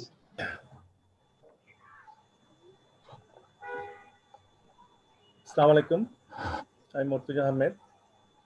আজকের যে মইনুল ভাই স্মরণে যে লেকচার সিরিজ 4, সেখানে এতক্ষণ ডক্টর ইউনুস ভাই উনি অ্যাটমিক এবং হেভি মিনারেলসের উপরে উপস্থাপনা করেছেন, এবং পাশাপাশি বাহরুল আলম এবং ডক্টর রাজীব প্লেসার ডিপোজিট এবং মিনারেল স্যান্ডের উপরে আপনার বক্তব্য রেখেছেন। এবং তারা যে সমস্ত বক্তব্য রেখেছেন অত্যন্ত চমৎকার, তাদের প্রেজেন্টেশন এবং অত্যন্ত জ্ঞানগর্ভ, এটা বলতে কোনো অসুবিধা নেই। এবং তাদের দীর্ঘ অভিজ্ঞতার আলোকে তারা অনেক পরামর্শ এখানে দিয়েছেন। তবে এই বিষয়গুলো নিয়ে যে জিনিসটা প্রয়োজন হবে, যে অনেকগুলো সমস্যার কথা বিশেষ করে রাজীব বলে গেছেন, সমস্যাগুলো কি এখানে হয়। তো এই যে এই প্রজেক্টগুলো হয় নাই, দীর্ঘদিন ধরে প্রচেষ্টা চলছে, ইউরেনিয়াম প্রজেক্ট অথবা হেভি মিনারেল প্রজেক্টগুলো, সেটা বিভিন্ন বিদেশি কোম্পানি আমাদের এখানে ইন্টারেস্টেড ছিল। সেখানে প্রধান যে একটা বিষয় চলে আসছে যে এখানে আসলে গভর্নমেন্টের একটা সাপোর্ট প্রচণ্ডভাবে দরকার। কি ধরনের পলিসি সাপোর্ট গভর্নমেন্টকে প্রয়োজন, বা ফিসকাল সাপোর্ট কি হতে পারে, কি ধরনের ফিসকাল বেনিফিট দিলে বিদেশি কোম্পানিরা এখন আসতে পারে, সেই বিষয়গুলো যদি তুলে ধরা হয়, বা যদি ইউনুস ভাই যদি তার আলোচনার শেষে বা অন্যরা যদি বলেন, তাহলে আমাদের যে এটার সামারি করে এটা পরবর্তী পর্যায়ে এটা এনার্জি পাওয়ার অথবা বিভিন্ন জায়গায় এটা পাঠানো হবে, সেখানে আমরা সেই এইগুলো রিকমেন্ডেশন বা সাজেশনগুলো সেখানে আমরা তুলে ধরতে পারবো। আর নিউক্লিয়ার প্ল্যান্টের বিষয়ে যেটা ইউনুস ভাই শুরুতে বলে গেছেন, প্রথমে বলে নেই যে আমাদের এখন কিন্তু ফরেন কারেন্সির যে রিজার্ভ যেটা আছে, বা প্রতি বছর আমরা যেটা রেমিটেন্স আসে, সেটা কিন্তু অবস্থা অনেক ভালো। এই যে রূপপুর যে নিউক্লিয়ার প্রজেক্টটা এখন আমরা যে হাতে নিয়েছি, সেটার জন্য কিন্তু আমাদের দীর্ঘ সময় কিন্তু অপেক্ষা করতে হয়েছিল। এটা 1961-এ প্রথম প্রজেক্টটা শুরু হয়, এবং সে সময় অ্যাবাউট 300 একর ল্যান্ড কিন্তু তখন সেখানে এটাকে করা হয়েছিল, ল্যান্ড যেটা অ্যাকুইজিশন করা হয়েছিল। পরবর্তী পর্যায়ে স্বাধীনতার পরপরই কিন্তু 1974-এ বঙ্গবন্ধু শেখ মুজিব কিন্তু এই প্রজেক্টটাকে নিয়ে প্রসিড করার বিষয়ে ইনিশিয়েটিভ নিয়েছিলেন, কিন্তু তার 75-এ মর্মান্তিক মৃত্যুর কারণে, আনফরচুনেট ডেথের কারণে কিন্তু সেটা পিছিয়ে যায়।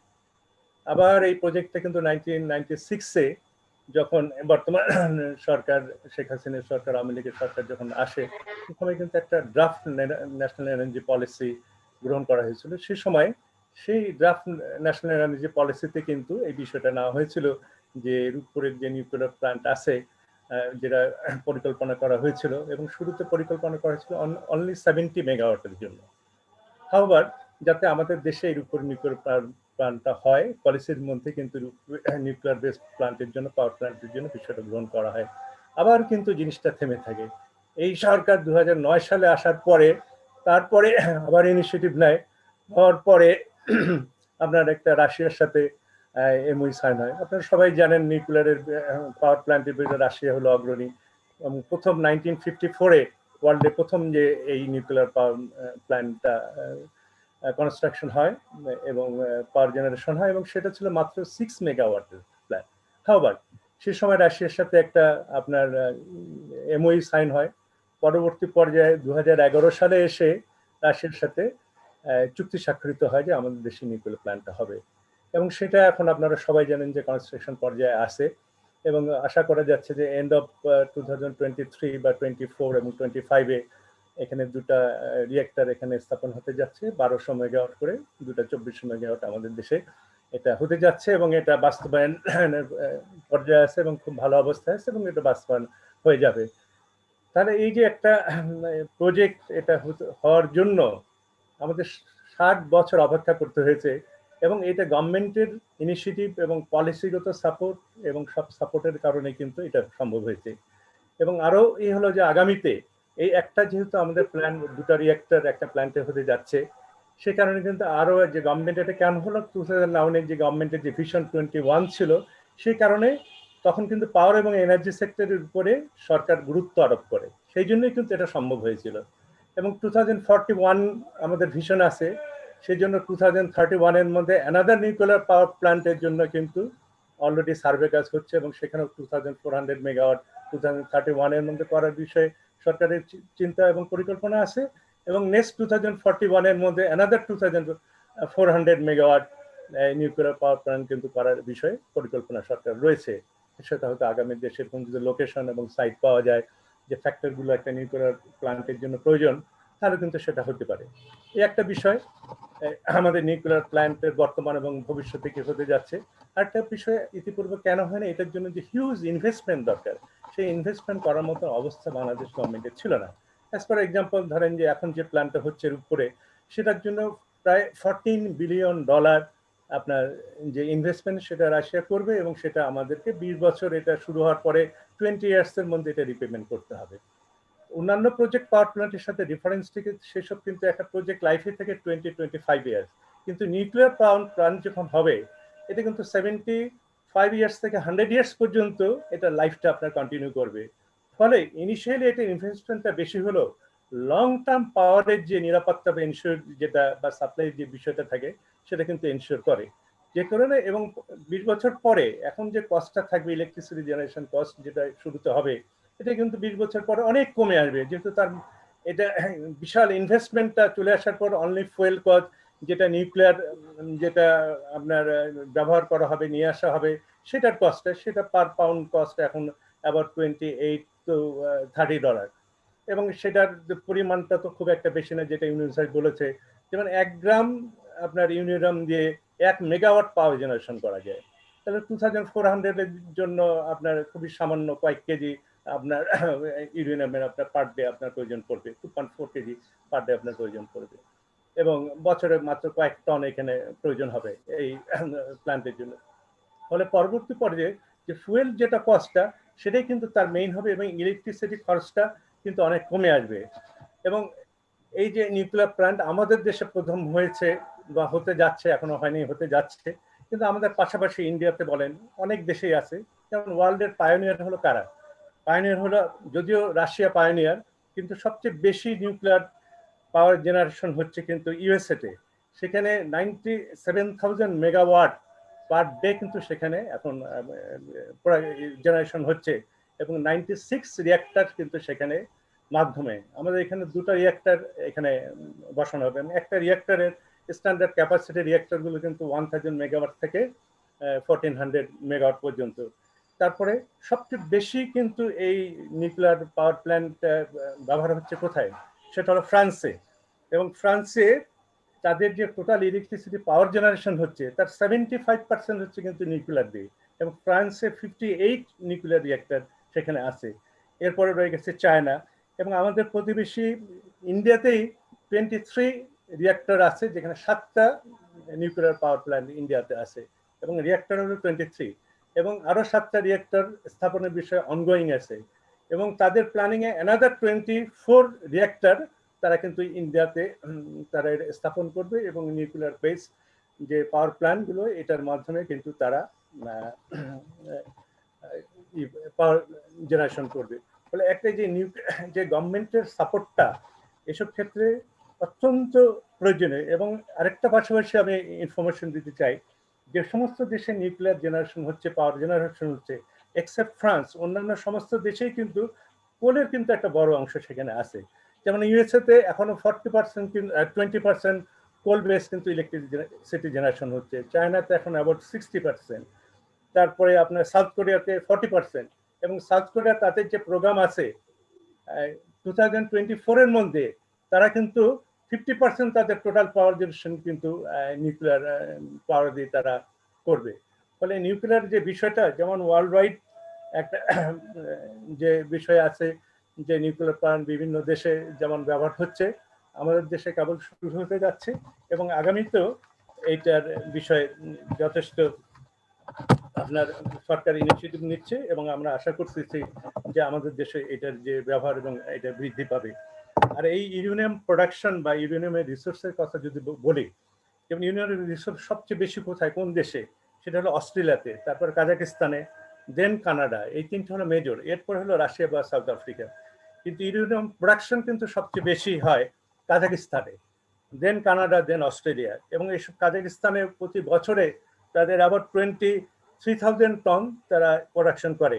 আর পাশাপাশি সেকেন্ড হাইস্ট প্রোডাকশন যাদের, তারা কানাডাতে কিন্তু 7,000 টন প্রোডাকশন করতেছে এবং রাশিয়াতে করে অনলি 3,000 টনের মধ্যে। আর রিসোর্সের যদি কথা বলি, অস্ট্রেলিয়াতে হলো সবচেয়ে বেশি, অ্যাবাউট 17 লাখ রিসোর্স হলো সারা ওয়ার্ল্ডের ইউরেনিয়াম রিসোর্স সেখানে। আর তারপরে যে রিসোর্স সেটা হলো কাজাকিস্তানে 9 লাখ এবং দেন হলো রাশিয়া বা কানাডা, সেখানে অ্যাবাউট 5 লাখ প্লাস মাইনাসের মধ্যে এখানে আছে। আর ফলে ওয়ার্ল্ড ওয়াইড বিভিন্ন দেশে ইউরেনিয়াম আছে এবং তার মধ্যে মেজর এই দেশগুলো, এছাড়াও আরো বিভিন্ন দেশে আছে, ইন্ডিয়াতে, ইন্ডিয়াতেও তারা বিভিন্ন জায়গা থেকে তারা প্রোডাকশন করছে ইউরেনিয়াম ইসে। এখন বাংলাদেশে যেহেতু ইউরেনিয়াম এটা একটা লং টার্ম আমাদের প্রয়োজন পড়বে, এই ইউরেনিয়ামের নেসেসিটি রয়ে গেছে আমাদের শুরু হওয়ার পর থেকে। তো নেক্সট 100 ইয়ার্স যেহেতু আর পরে আরো নিউক্লিয়ার প্ল্যান্ট হওয়ার সম্ভাবনা আছে, মোর দেন 100 ইয়ার্স এই ইউরেনিয়ামের নেসেসিটি রয়ে গেছে। ফলে ইউরেনিয়াম এই যে আগামীতে আমাদের দেশে যে সম্ভাবনা আছে সেটা করার জন্য কি ধরনের গভর্নমেন্টের স্পেসিফিক যদি আমরা রিকমেন্ডেশন বা একটা সাজেশন আমাদের ফোরাম থেকে যদি গভর্নমেন্টের কাছে আমরা দিতে পারি, থ্রু এনার্জি পাওয়ার ম্যাগাজিন, আমাদের বদরুল স্যার ভাই আছেন, উনি ওনার বিভিন্ন বক্তব্যে বা বিভিন্ন ফোরামে উনি বলেন, উনি লেখেন, এসব যদি আমরা তুলে ধরতে পারি, তাহলে আমাদের দেশে ইউরেনিয়ামের যে পসিবিলিটি আছে এবং তার ফিউচার যে ডিমান্ড যেটা আছে আমাদের, সেটার কথা চিন্তা করে আমাদের সরকারকে যদি আমরা প্রপারলি এটাকে বুঝাতে পারি বা অ্যাপ্রোচ করতে পারি সরকারের কাছে, তাহলে আমার ধারণা যে সরকার এই বিষয়ে একটা পজিটিভ সিদ্ধান্ত নিবে এবং পলিসিতে ইনক্লুড করা অথবা এটার জন্য যে ফিসকাল টার্মসে যে আপনার এই সুবিধা দেওয়া, সেই জিনিসগুলো হবে বলে আমি আশা রাখি। সকলকে অনেক ধন্যবাদ। ধন্যবাদ মর্তুজা আহমেদ ফারুক। দ্য ওয়ার্ল্ড কনটেক্সটে যে আপনার যে আমাদের নিউক্লিয়ার প্ল্যান্ট উৎপাদন সবকিছু আমরা অনেক কিছু জানলাম, অবগত হলাম, আমাদের অবস্থানটা কোথায় এবং ভবিষ্যতের ট্রেন্ডটা কোথায় সেটাও জানা গেল। তো আমরা আমাদের পলিসিগত বিষয়গুলোতে যেটা আপনি প্রস্তাব করেছেন সেভাবেই আমার মনে হয় যে আমাদেরও সিনিয়র যারা আছেন তারা সেভাবে চিন্তা করবেন। বদরুল ভাই আছেন, তারপর এইখানে আমাদের একটা সিনোপসিস তৈরি করে কিছু রিকমেন্ডেশন যদি এনার্জি অ্যান্ড পাওয়ারে আমরা দিতে পারি। আরেকটা নিউজ আমাকে জানালো যে দিল চ্যাট বক্সে নাজিম, সেটা বললো যে বাবেল সম্ভবত দেখছে, সে তো ইয়ের সঙ্গে জড়িত সম্ভবত বাংলা ভিশন, এবং সেখানেও আমার সম্ভবত ওদের নিউজ বা কোনো ইয়েতে আমাদের ইয়েটাকে ও প্রচার করবে। আমি জানি না কতটুকু সময় দিবে, হয়তো নিউজ হিসেবে দিতে পারে। আর যদি আমাদের এই বিষয়গুলো যদি তারা কোনো অনুষ্ঠানে যদি দেয়, আমার মনে হয় যে আমাদের যারা বক্তা আছেন তারা হয়তো বা কোনো টক শোতে যদি এই বিষয়টা যদি তারা ইনক্লুড করে, হ্যাঁ, তাহলে হয়তো আমার মনে হয় যে বিষয়টা একটু হবে। কিন্তু আমাদের টক শোগুলি সবগুলি তো রাজনৈতিক কেন্দ্রিক, কিন্তু রাষ্ট্রীয় সম্পদ, রাষ্ট্রীয় বা অগ্রগতি এই বিষয়টার উপর গুরুত্ব কম থাকে। তো আমি ইয়েতে অনুরোধ করব, যদি বাবেল এই বিষয়টাকে যদি একটু প্রাধান্য দিয়ে তার ম্যানেজমেন্টকে কনভিন্স করতে পারে, তাহলে সেটাও আমাদের জন্য একটা আমার মনে হয় যে আমাদের দেশের জন্য একটা উপকার হবে। তো আমাদের নেক্সট যে আমরা আরিফ মহিউদ্দিন শিকদারে যাওয়ার আগে মীর ফজলুল করিমের আরেকটা প্রশ্ন ছিল রাজীবের প্রতি, খুব সংক্ষিপ্তভাবে ফজলুল করিম আপনি রাজীবকে প্রশ্ন করেন, তারপর আমার মনে হয় আরিফ শিকদার, মহিউদ্দিন শিকদার তাদের যে আলোচনাটা কন্টিনিউ করতেছিল সেই ব্যাপারে আমরা করব। কিন্তু আমাদের টোটাল লিমিটেশন আমরা হয়তো, কারণ এই কানাডাতে অনেক রাত হয়ে যাচ্ছে যারা ওখানকার পার্টিসিপেন্ট, এবং তাদের জন্য খুব হচ্ছে, আমরা খুব তাড়াতাড়ি শীঘ্রই আমরা আলোচনাকে খুব দীর্ঘায়িত করবো না। ওকে, তো আমরা করি কানাডা এবং আমেরিকা। আরিফ আরো বেশি, তারপরে মীর ফজলুল করিম তো আরো ফজলুল করিম করে ফেলেন। ওকে, ফজলুল করিম একটা আসলে আমি প্রশ্নটা নিজে বলতে চাই নাই, আমি জসিম ভাইকে লিখে পাঠাইছিলাম, পরে নাই আলোচনা করে। এনিওয়ে আমাকে কষ্ট করছে। Question to Rajiv was, what is the radiation spectrum of the radioactive sand deposits area? এটার কোনো হিসাব করা হয় কি না? Does AEC keep any radiation account of the people living in these radiation high level area? এটা কি public health কি কনসার্ন আছে? যেখানে এত সুন্দর সুন্দর বাড়িঘর করতেছে, তাদের মাটির নিচে কি আছে, ডু দে নো, এবং এর যে ইম্প্যাক্টটা কি, ক্যান্সার এবং আরো অনেক বড় ধরনের অসুখ হয়। So what is the situation of this? Rajib কি বলতে পারে? সে খুব সুন্দর বক্তব্য দিয়েছে। Thanks for that Rajib. Thank you sir. আমি একটু ইনফরমেশন হতে দিতে পারবো এ ব্যাপারে। প্রথম কথা যে আসলে পাবলিক হেলথের এ ব্যাপারে কোনো ধরনের কোনো স্টাডি আমি এখন পর্যন্ত দেখিনি। ইনফ্যাক্ট স্টাডিটা আমাদেরই করার কথা। আমাদের যেহেতু একটা মেডিকেল সাইড আছে এবং কক্সবাজারে এই মুহূর্তে একটা মেডিকেল ফ্যাসিলিটিও আছে আমাদের, তাদের পক্ষ থেকে আসলে এই ধরনের স্টাডিটা করার কথা, যে আমার এই রেডিয়েশন ইনডিউসড কোনো ডিজিজ হচ্ছে কিনা। That I can say initiated a little bit, but এখন পর্যন্ত সেরকম মেজর সিগনিফিকেন্ট কোনো রেজাল্ট আমাদের হাতে নাই, যে পার্টিকুলারলি রেডিয়েশন ইনডিউস জায়গাগুলো থেকে, ডিপোজিট গুলো থেকে আসা কোনো পার্টিকুলার টাইপ অফ রোগী বেশি কিনা এরকমের কোনো রেকর্ড আমাদের কাছে এই মুহূর্তে রাখা নাই। পাবলিক হেলথ সার্টেনলি আমার জানা মতে এরা করে না এখন পর্যন্ত যে রেডিয়েশন ইনডিউসড কোনো ক্যান্সার বা এই ধরনের কোনো কিছু একটা পার্টিকুলার জায়গাতে বেশি কিনা। আর যদি বলেন আমাদের স্টাডির কথা, না, আমাদের রেগুলার জাস্ট মনিটরিং যেটা, সেটা আমরা যারা কাজ করি প্ল্যান্টে শুধু তাদের জন্যই আছে। পাবলিকের জন্য আমাদের কোনো রেডিও অ্যাক্টিভিটি ডিস্ট্রিবিউশন ম্যাপও এখন পর্যন্ত আমরা করতে পারিনি। আমরা কিছুটা কাজে হাত দিয়েছি ছোট স্মল স্কেলে, কিন্তু as a whole total beach এরিয়াতে আমরা এখন পর্যন্ত এই রেডিও অ্যাক্টিভিটি ডিস্ট্রিবিউশন ম্যাপিংটা করতে পারিনি। বদরুল ইমাম স্যার কিছু বলতে যাচ্ছিলেন।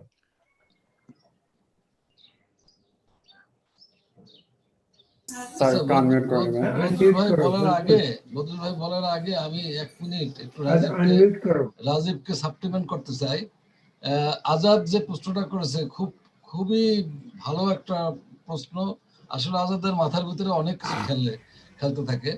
তো যেটা হলো যে পাবলিক হেলথ একটা হলো গিয়ে যে আমরা ছাড়াও আমাদের একটা হেলথ ফিজিক্স ডিভিশনই আছে, ওরা কিন্তু আলাদাভাবে রেডিয়েশন মনিটরিং এর উপরে, রাজীব তো বেশিরভাগ সময় জয়েন করার পরে ওর মাস্টার্স এবং পোস্ট এবং ডক্টরেট করার জন্য ছিল বেশ কিছুদিন জাপানে।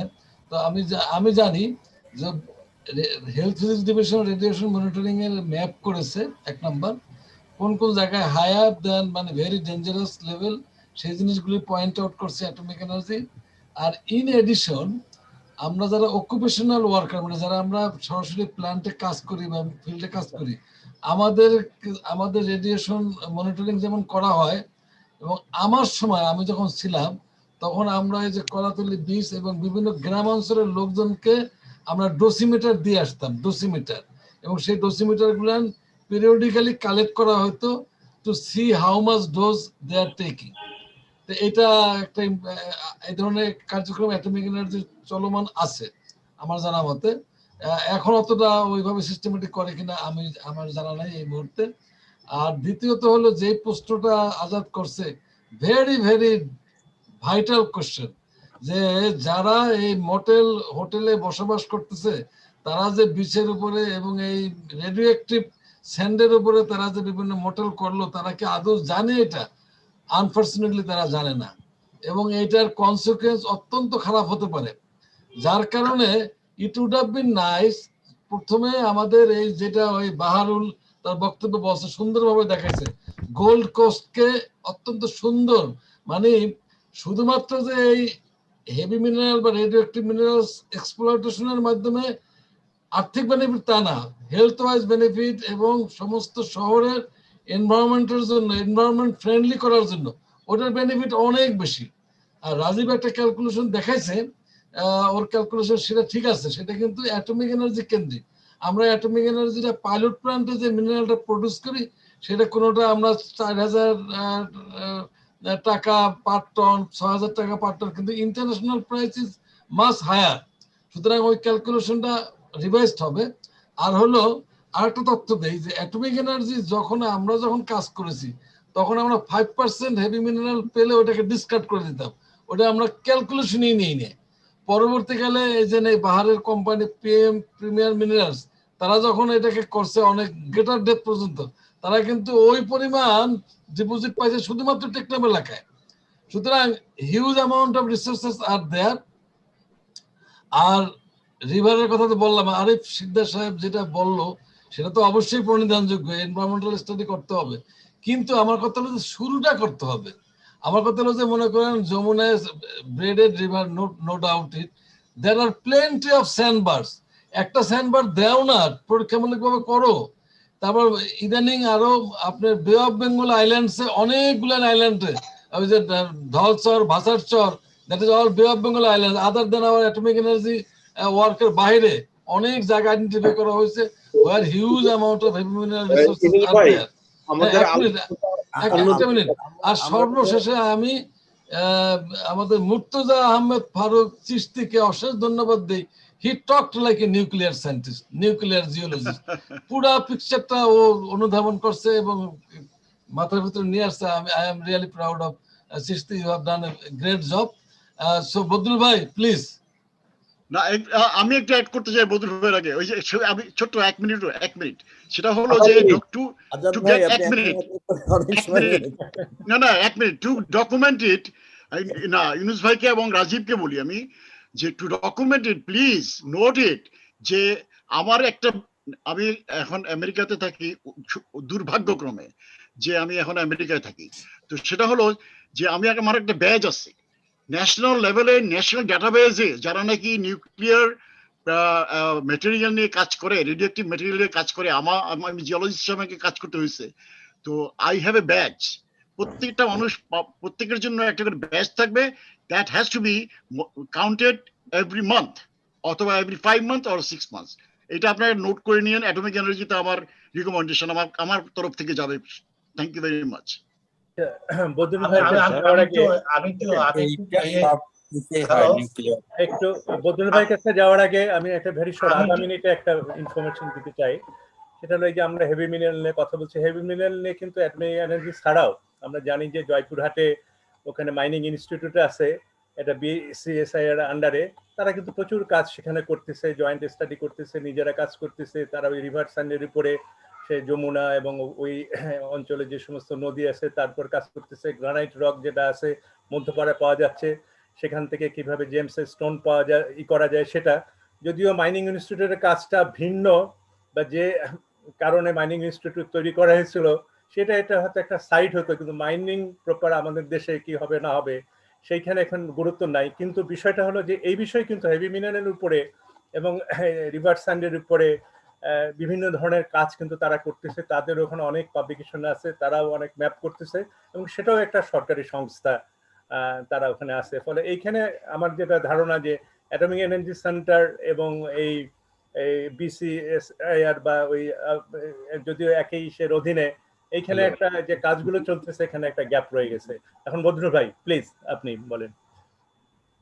আচ্ছা, thank you very much Jasim এবং মুর্তজা এন্ড অল এভরিবডি। আমি আসলে জাস্ট একটা সামারি ওয়াইজ দু একটা কথা বলতে চাই। সেটা হচ্ছে প্রথম আমার কথা যেটা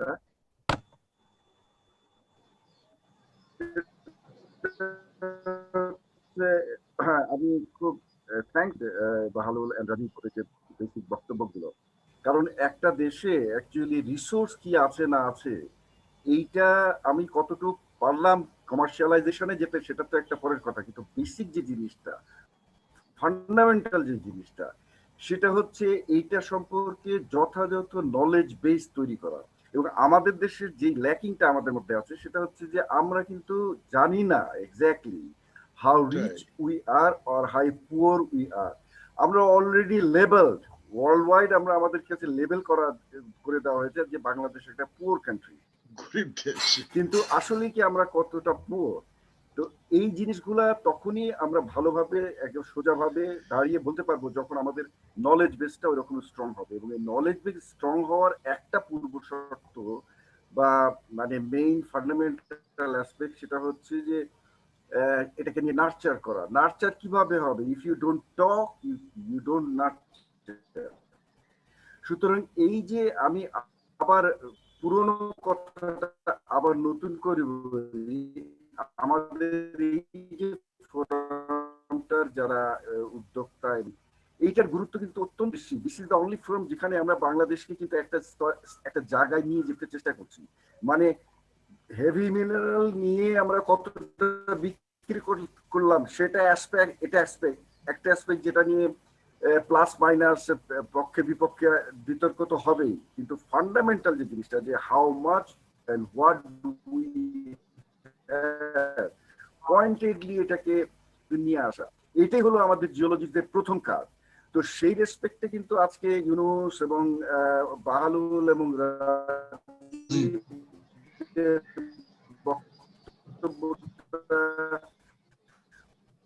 খুব সুন্দর হয়েছে।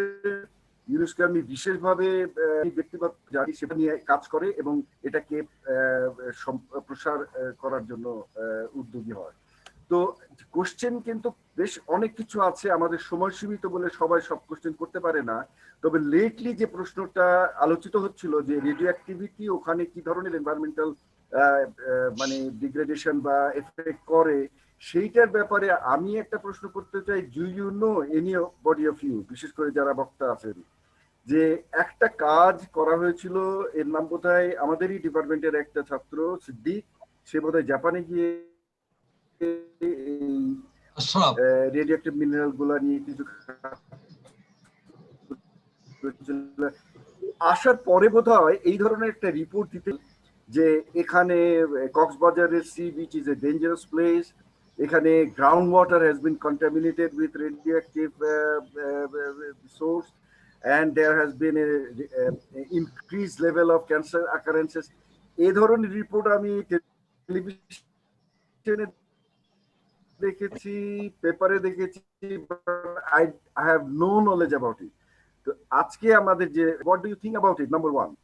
নাম্বার টু এবং শেষ প্রশ্ন যেটা আমার, যে আমরা যেটা দেখলাম যে বিচ এরিয়াতে রিসোর্স নিয়ে অনেক কথা হলো, এর পক্ষে বিপক্ষে এক্সট্রাকশনের প্রবলেম গুলা, ইভেন আরিফের যে বক্তব্যগুলো, ইভেন রিভারেটাও আমরা যেটা মনে করি সাধারণভাবে ওকে there is a bar, rich বার, আমি তুলে নিয়ে আসলাম, সেখানেও চিন্তা ভাবনার বিষয় আছে।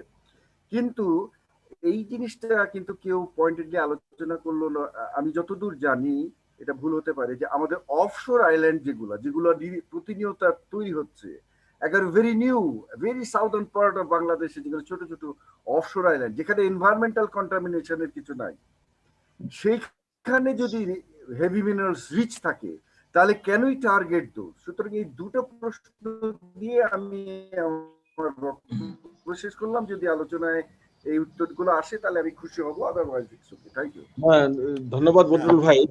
আমাদের অনেক আমি 2 মিনিটে ভাই, বদরুল ভাই আমি একটু ভাই তাহলে আপনার আমাদের অনেক বক্তা রয়ে গেছে, এখনো অনেক রাত হয়ে যাচ্ছে তাদের। তো আচ্ছা, আমার মনে হয় যে তাদেরকে একটু বদরুল সুযোগ ভাইকে আমি 2 মিনিটে বলে দিই। বদরুল ভাই যেহেতু জানতে চাইছে, 1 মিনিট। হ্যাঁ 1 মিনিট হলো গিয়ে, প্রথম হলো গিয়ে যে বে অফ বেঙ্গল আইল্যান্ড যেগুলোর কথা বললো যে একেবারে নিউ আইল্যান্ডস গুলিতে, এখানে কিন্তু ভালো কনসেন্ট্রেশন। এখানে বাহারেরা সরাসরি ফিজিক্যালি কাজ করছে। আমি জায়গার নামও বলে দিচ্ছি, হ্যাঁ, Dhalchar, Bhatarchar, it belongs to the Patuakhali, under the Patuakhali district, Bay of Bengal island. তো এগুলো অবশ্যই খুবই ভালো প্রমিজিং এরিয়া। এটা গেল একটা জিনিস। আর যেটা ডক্টর আশরাফের কথা বলছে, ওটা আমি 100% আমি করি না, এন্ডোর্স করি না, যে গ্রাউন্ড ওয়াটারের সাথে মিক্সড আপ হয়ে অনেকের ক্যান্সার ম্যান্সার হচ্ছে। এগুলি অনেক সময় আমরা সেন্সেশনালাইজ করে ফেলি, অনেক সময় এগুলি ঠিক না, প্রপার ডাটা ছাড়া। শুধুমাত্র আমি এতটুকু বলতে পারি যে অ্যালং দি কক্সবাজার মহেশখালী বিভিন্ন জায়গায় বিচ এলাকায় কিছু কিছু স্পট আছে very very high radioactivity. তবে এখানে একটা প্রশ্ন থাকে, ভেরি ইন্টারেস্টিং জিনিস, এটা কিন্তু নির্ভর করে how much you are expose, কতক্ষণ সময় ধরে আপনি ওই জায়গাটা থাকতেছেন। আপনি 1 ঘন্টা 2 ঘন্টা 3 ঘন্টা থেকে আইসা পড়লেন একটা হাই এলাকায়, আপনার কিছুই হবে না। কিন্তু আপনি যদি অনবরত ইয়ার্স আফটার ইয়ার্স, যে জিনিসটা এখন মোটেল টোটাল হয়েছে, সেখানে যদিও রেডিও অ্যাক্টিভিটি যে হায়ার স্পটের তুলনায় কম, কিন্তু ওখানে কিন্তু লোকজন কন্টিনিউয়াসলি, বিশেষ করে যারা হোটেলের কর্মচারী কর্মকর্তারা কন্টিনিউয়াসলি বসবাস করতেছে, তাদের ক্ষেত্রে একটা স্টাডি হওয়া উচিত। ওকে, উই ডু এগ্রি আপনার সঙ্গে ইনুস ভাই। তো আমি মনে হয় যে মহিউদ্দিন শিকদার, সে অনেকক্ষণ অপেক্ষা করছে এবং তাদের অনেক রাত হয়ে গেছে, তো তাকে একটু ফ্লোরটা দিতে চাই, সে একটু কিছু বলবে। এবং সম্ভবত মনির হোসেন তার সঙ্গে কিছুটা আসলে ভুল বুঝেছে আমার কথাটার। ধন্যবাদ জসিম ভাই আমাকে আবারও সুযোগ দেওয়ার জন্য। আর তারপরে তো মানে সবাই বলবেন, আমিও আবারও বলবো যে ধন্যবাদ এই ধরনের একটি আয়োজন করার জন্য, যেখানে আমরা সবাই মিলে কথা বলতে পারছি। আর এখন প্রযুক্তির সুযোগে সারা দুনিয়া থেকে বসে কথা বলতে পারছি। আমার প্রথম সেটা হচ্ছে একটা প্রশ্ন। আমি মিনারোলজি করেছি তো সেই অনেক বছর আগে, 79 কিংবা 80-তে। এই অ্যাটমিক মিনারেল আর রেডিও অ্যাক্টিভ মিনারেল পার্টিশনটা কি? আমার মনে হচ্ছে হয়ে যাচ্ছে, কারণ আমরা একটা জায়গায় এসে রেডিও অ্যাক্টিভ মিনারেলস এবং হ্যাভি মিনারেলস আর অ্যাটমিক মিনারেলস বলে ক্লাসিক্যালি কোনো অ্যাটমিক মিনারেলস বলে কোনো মিনারেল নেই, because it's all the things are made of atom, যেখানে হচ্ছে আপনার আইসোটোপিক ইমব্যালেন্স গুলো থাকে। আপনি বলেছেন 238 and 235 এসে না হলে রেডিও অ্যাক্টিভিটি আপনার এসে করে না। সো রেডিও অ্যাক্টিভ মিনারেলস গুলো নিয়ে হচ্ছে আমার প্রশ্নটা। সেটা হচ্ছে আমি যখন 1980 সালে দ্বিতীয় বর্ষে পড়ি, মনিরুল হক স্যার আমাদেরকে নিয়ে গিয়েছিলেন শ্রীপুর টি গার্ডেনে, অ্যাটমিক এনার্জি কমিশন তখন সার্ভে করছিল। এবং তখন যেটা শুনেছিলাম আর কি, আজকে থেকে 40 বছর আগে, যে শ্রীপুর টি গার্ডেনে they are getting very good signal. এবং দ্য রিজন ছিল যে ওইখান থেকে ইন্ডিয়ার uranium mine is about 30 mile north of that point. তো আজকে 40 বছর পরে আর কি আমি আপনাদের কাছে জানতে যাবো আর কি, যে অ্যাকচুয়ালি হ্যাভি মিনারেল এক্সপ্লোরেশন আর রেডিও অ্যাক্টিভ মিনারেল এক্সপ্লোরেশন কিন্তু দুটো ডিফারেন্ট এরিয়া। আমরা কোথায় যেন একখানে করে ফেলছি। অ্যাটমিক এনার্জি কমিশনের সেই রেডিও অ্যাক্টিভ মিনারেল এর এক্সপ্লোরেশনের স্ট্যাটাসটা কি? 40 বছরে কি কোনো অগ্রগতি হচ্ছে কিনা? আপনি যদি দেখেছেন যে আপনি কিছু কিছু রেডিও অ্যাক্টিভ মিনারেল আইডেন্টিফাই করেছেন, সেইটা কোথায়? Please don't mix that with heavy minerals in general. আমি 1 মিনিটে উত্তর দিই। এখানে হেভি মিনারেলস আর অ্যাটমিক মিনারেলস এর ডিভিশন আছে। Atomic minerals আছে না, atomic minerals itself is heavy minerals. Atomic minerals itself is heavy minerals. Or if we say among the heavy minerals, there are some minerals are atomic minerals or radioactive minerals. Another thing, Arif, আমি একটা don't remain in confusion. এগুলি কি atomic minerals, uranium thorium containing যে radioactive minerals, সেগুলিকে atomic minerals বলা হয়। এটা যেমন আমি বলি ইন্ডিয়াতে অ্যাটমিক মিনারেলস ডিভিশন করা হয়েছে। Atomic minerals division is commission আছেন, বাট অ্যাটমিক মিনারেলস ডাইরেক্টরেট আছে। এই অ্যাটমিক মিনারেলস আর uranium thorium bearing radioactive minerals. And these are also heavy minerals. These are also heavy minerals. Rare mineral, অনেক কিছু বলে। আমি ডক্টর রাজীবের কাছে আমার কাছে যেটা প্রশ্ন অ্যাকচুয়ালি, ডক্টর রাজীবের ওই স্লাইডটাতে যদি আমি আসি যে রেয়ার আর্থ এলিমেন্টে, সেখানে শুধু ল্যান্থানিয়াম এবং সেরিয়াম দেখানো হয়েছে আর কি। That is very very important. The global economics basically এখন depends on the rare earth elements. China 35% rare earth element hold করে, যার জন্য ইউনাইটেড স্টেটসকে অনেক সময় চায়নার সাথে নেগোশিয়েট করতে হয়, কারণ রেয়ার আর্থ এলিমেন্ট ছাড়া আপনার ডিজিটাল টেকনোলজি চলবে না। তো বাংলাদেশের যে স্যাম্পলগুলোতে দেখালো যে পার্সেন্টেজ লেভেলের রেয়ার আর্থ আছে, সেটা অনেক বেশি প্রসপেক্টিভ। আমি পার্সেন্টেজ লেভেল, আমি রেয়ার আর্থ নিয়ে কাজ করি, আমরা পিপিএম লেভেলের রেয়ার আর্থ দেখি আর কি। তো ডক্টর রাজীব কি আছেন এখানে? আমি একটু কমপ্লিমেন্ট করি। Rare earth is nothing, actually this is monazite. Monazite is the ore of the rare earth. Monazite is the ore of the rare earth. আপনি কি করছেন? Rare earth is not monazite. No. I am not. Absolutely, I give you the guarantee. You just find out the composition. What is the composition of the monazite? It is, you take the brackets, cerium, lanthanum, phosphate. The chemical composition of the monazite is the phosphate of few rare earths. That is the definition of the monazite. It is thorium ore. It is the ore of thorium as well as rare earth. And India Rare Earths Limited and company has been established. They collect these rare earths, all these rare earths from monazite. You please note it down and get it confirmed through your internet connection. আপনার ইচ্ছে করবো যে তাহলে বাংলাদেশে যদি আপনার থোরিয়ামের সেটা থাকে, এবং বাংলাদেশের যে রেয়ার আর্থটা রাজীব যেটা দেখাইছে, যে রেয়ার আর্থগুলো দেখাইছে, this is coming from the monazite. আমি বিতর্ক করতে চাচ্ছি না, আমি না বিতর্ক না information perspective for our country. যদি আমাদের আমি একটু থাকে, হ্যাঁ, রাজীব আসছে, আবার ইন করছে। স্যার আমি আছি জাস্ট ভিডিওটা অফ রেখেছি একটু। আমি যেটা বলতে পারি, আমরা যদি মানে কনফিউশন না করে ফেলি, মোনাজাইট আমরা খুব বেসিকে যদি বলি, monazite is just a mineral which contains some rare earth element. আমরা সব সময় REE বলি, REE যখন বলি তখন আসলে এলিমেন্ট যেহেতু চলে আসছে, so there is the basic difference, just this. হ্যাঁ, তো সেখানে তোমার স্লাইডটাতে শুধুমাত্র ল্যান্থানিয়াম এবং সেরিয়াম দেখানো আছে। What about the other rare earth, the whole set of rare earth elements? আমার ওখানে স্যার আমি জানি না, আমার প্রসিডিউর যেটা ছিল, আমি এক্সআরএফ খুব সিম্পল ফান্ডামেন্টাল মেথড অফ এক্সআরএফ ব্যবহার করেছিলাম। সেখানে আমার জাস্ট এই 2-3টা যে ল্যান্থানাম এবং সেরিয়াম, এই দুটারই এইটা বেশি আসছে, বাদ বাকিগুলো সেরিয়াম অ্যাজ ওয়েল অ্যাজ নিওডোমিয়াম। এগুলো কি সেই 20 নিওডোমিয়াম ছিল, ইট্রিয়ামও ছিল, মিনারেলসের মধ্য থেকে, নাকি it's generally in from other places? এগুলো কি সেই না, এটা বিচ স্যান্ডের আমার মোস্টলি থোরিয়াম রিচ যে মিনারেল ফ্র্যাগমেন্ট আমি সেপারেট করতে পেরেছিলাম, সেটা মোনাজাইট রিচ অংশটা থেকে। So this is just observation. আপনি আমাকে ভুল বুঝছেন, আমি ইসে করতে চাইনি। Rare earth globally more important and more valuable in the digital technology world. Right. Actually Mohiuddin আর ইউনুস ভাই দুজনেই ঠিক। Wait, তোমরা দুজনেই ঠিক।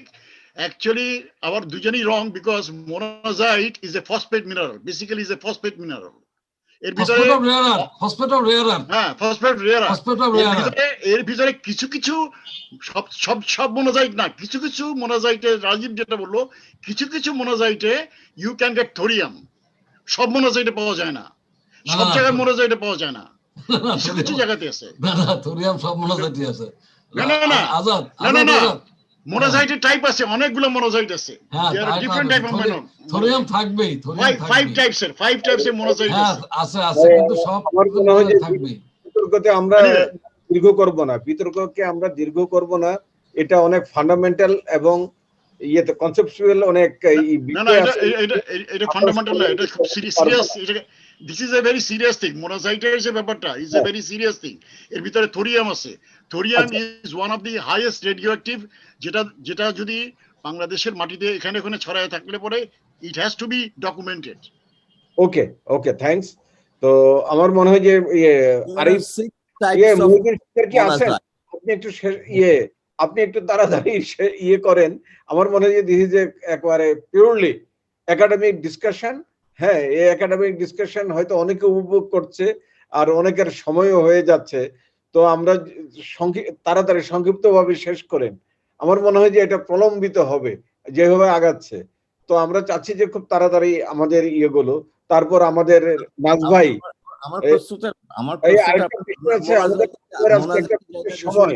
আমি ডক্টর ইউনুস থেকে জানতে চাচ্ছি যে রেডিও অ্যাক্টিভ মিনারেল এক্সপ্লোরেশনে ডক্টর রাজীব হয়তো বলতে পারবে অ্যাটমিক এনার্জি কমিশনের এখন কি কোনো পরিকল্পনা আছে কিনা? It's not with the heavy minerals. Sylhet বেল্টে শিলং প্লাটুর ফুট হিলসে মানে actually I always try to remain truthful, simple and clear.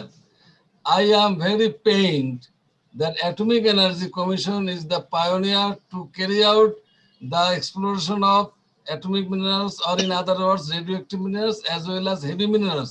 But unfortunately Atomic Energy now gives, it is my organization, it is my dearest organization, it gives much less importance for carrying out this work, whereas in the perspective of our nuclear power program, this exploration should be enhanced. But as they are implementing the nuclear power plant with the help of some other countries, regarding our self-sufficiency in the nuclear fuel cycle, as I was telling, we should enhance this program. But unfortunately, atomic energy, which it was going on vigorously, that was much in fact reduced. It should start again. Now, to be very frank, work is going on, but in the namesake, not in seriously. ধন্যবাদ ইফুজ ভাই। আমি একটু add করতে চাই, কথাটা বলেন please, তারপর আমাদের নাজ ভাই। আমি কি একটু অ্যাড করতে পারি? আমি অ্যাটমিক এনার্জিতে কিছুদিন কাজ করেছি। আমি কি ইউনুস স্যারকে একটু সাপ্লিমেন্ট করতে পারি? হ্যাঁ হ্যাঁ, খুব সংক্ষিপ্ত হবে প্লিজ। হ্যাঁ, আসলে আমি 2000 থেকে 2000 অলমোস্ট 5 পর্যন্ত অ্যাটমিক এনার্জিতে ছিলাম। নিউক্লিয়ার মিনারেলস ইউনিটি আমি কাজ করছি অনেকদিন, এবং ওই সময় আমার কিছু সুযোগ হয়েছিল যে কিছু কোরিলেট করার, লাইক আমরা যখন বলি যে ইন্ডিয়াতে শিলং ম্যাসিভে ওরা ইউরেনিয়াম পাচ্ছে, আমরা কেন পাই না? তা আমাদের প্রথমত জানতে হবে যে শিলং ম্যাসিভে কোন ফরমেশনে ওরা পায়। আমার যতটুকু মনে পড়ে, আমি অনেকদিন আগের কথা বলি, ওটা ক্রিটাসিয়াস কোন ফরমেশনে ওরা পাচ্ছে। হোয়ারাজ আমরা হলো ডাউনথ্রোন ব্লকে আছি ডাউকি ফল্টের, এবং আমাদের যদি ক্রিটাসিয়াস আমরা সিমিলার ফরমেশনে আমরা পাওয়ার চিন্তা করি, তাহলে ওখানে দেখা যাচ্ছে আমাদের ক্রিটাসিয়াস হলো কয়েক কিলোমিটার নিচে, বেশ কয়েক কিলোমিটার নিচে আমাদের সিলেট এরিয়ায়। সো এটা impractical to find hour same deposit in our country, right? তো সেই পার্সপেক্টিভে আমি আশা করি না যে আমি একই রকম ইউরেনিয়াম বাংলাদেশে পাবো। বাট হ্যাঁ, কিছু অ্যানোমালাস পয়েন্ট হয়তো স্যার মেনশন করছেন যে কিছু অ্যানোমালি পাওয়া গেছে ওখানে, রেডিওমেট্রিক রিডিং বা পিপিএম লেভেলে 1300, এটা আমরা দেখছি। কিন্তু এটা ভেরি লোকালাইজড, এটা কোনো ওয়াইড স্প্রেড ছিল না। এটা হয়তো আরো সার্ভে করা দরকার ছিল, সেটা হয়তো করা হয় নাই। সেটা আমি জানি না যে এটা অনেক ডিটেল সার্ভে করা দরকার। এবং আরেকটা ব্যাপার হলো যে অনেক 2-3 কিলোমিটার নিচে যদি আমার বিশাল কিছু থাকে মানে লোকালাইজড এরিয়ায়, আমার তো লাভ নাই, সেসব ইকোনমিক হবে না ই করা। যেমন আমরা তারপরেও ডক্টর সিএস করিম আমাকে বলছিল ঠিক আছে তোমরা যাও বাপেক্স এর ওদের ওখান থেকে, বাপেক্ট বাংলার ওদের লগ আছে, ওখানে তোমরা দেখো যে অ্যানোমালাস কোনো রিডিং পাও কিনা, গ্যাস যে অয়েল গ্যাসের জন্য যে যে গামা লগিংটা করা হয়েছে ওদের ওখানে দেখা। তা আমি অনেকদিন ওখানে স্পেন্ড করছি ওদের আমি নর্মালি যে কাগজের যে ডেটা নট কম্পিউটার সেসবে আমি দিনের পর দিন আমি দেখার চেষ্টা করছি কোনো অ্যানোমালি পাই কিনা। আমি খুব বেশি কিছু পাইনি, ইভেন অনেক নিচেও। হ্যাঁ, তবে সবকিছু তো আর দেখতে পারি নাই, তো যার বেসিসে আমি বলতে পারি না যে কিছুই নাই বা ছিল না। হ্যাঁ, আর একটা ব্যাপার হলো যে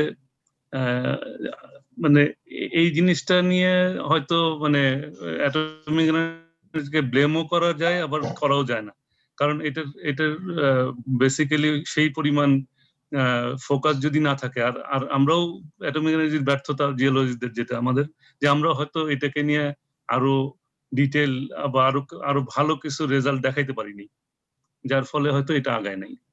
এইটা আমি বলতে পারি এই ক্ষেত্রে। আর এখন আপনারা অন্য আলোচনা যেতে পারেন।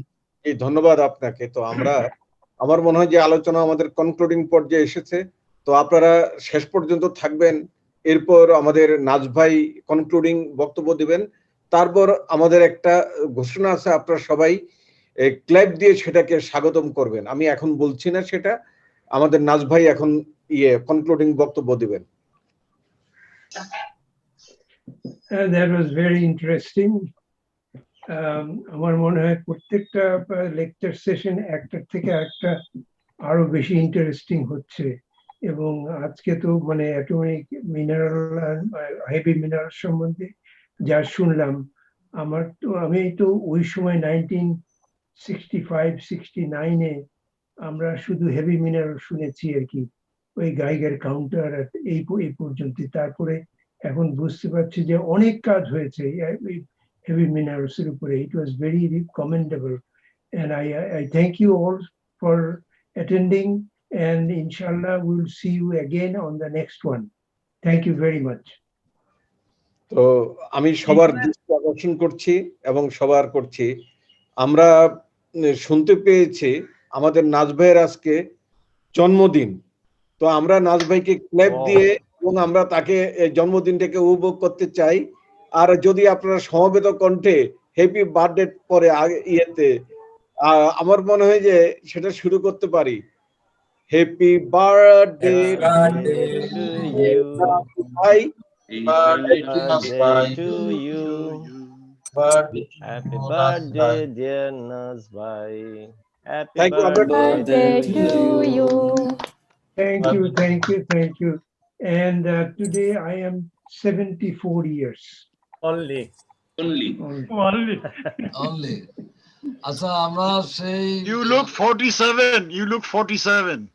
এজন্যই তো বললাম অনলি।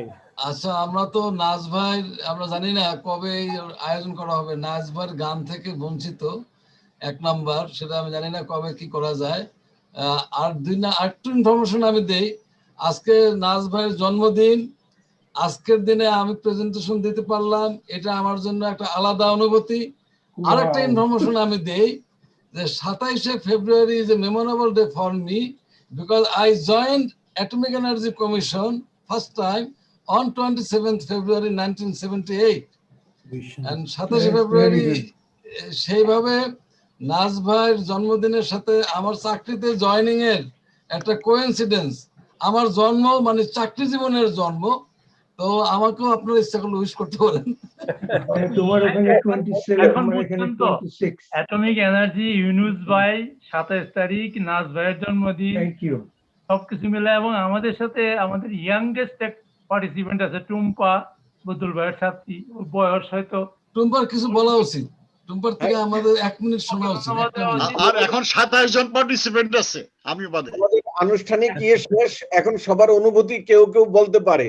হ্যাঁ, আমাদের নতুন যারা অংশগ্রহণ করেছে যে তারা কতটুকু হলো, কি মনে করছে বা কোনো কিছু এইভাবে কেউ, আমার মনে হয় যে আমাদের ডিসকাশন এবং টেকনিক্যাল ডিসকাশন এবং একাডেমিক ডিসকাশন পর্বটা আমরা আর প্রলম্বিত করব না। আমরা এখন একটু যে আমাদের অনুভূতিটা প্রকাশ করতে পারি, যদি অনেক রাত হয়ে যাচ্ছে অল্প সময়ের মধ্যে। টুম্পা কিছু বলুক। টুম্পা কিছু বলুক। আমি খুব এক্সাইটেড যে এখন দুইজন মহিলা আছে, এর মধ্যে টুম্পা একজন, তার ফিজিক্যালি দেখতেছি। আমি দেখছি লাইটটা অফ করে দেব স্যার। আরেকজন ডক্টর মাহফুজা, সেও তো বোধহয় আছে এখানে। ইউটিউব লাইভটা অফ করে দিই। আমাদের 4 জন আছেন মহিলা জিওলজিস্ট, 4 জন। টুম্পা কিছু বলো। আমি বলো। আমি শুরুতেই সবাইকে ধন্যবাদ জানাচ্ছি। আমার আসলে খুবই ভালো লাগছে এরকম একটি গ্রুপে জয়েন করে এবং খুবই ইনফরমেটিভ একটি লেকচারে শুনতে পেরে। তো আমি আসলে অনেক কিছু জানতাম না। আর অ্যাটমিক এনার্জিতে আমি একদম নতুন জয়েন করেছি গত বছর 2020-এর মার্চে। এখনো আমার প্রফেশন পিরিয়ড শেষ হয়নি, তো এখনো অনেক কিছুই জানতাম না। আজকে এই লেকচারে আমি আমাদের সব বক্তাদের কাছ থেকে খুব ইনফরমেটিভ অনেক কিছুই জানতে পেরেছি।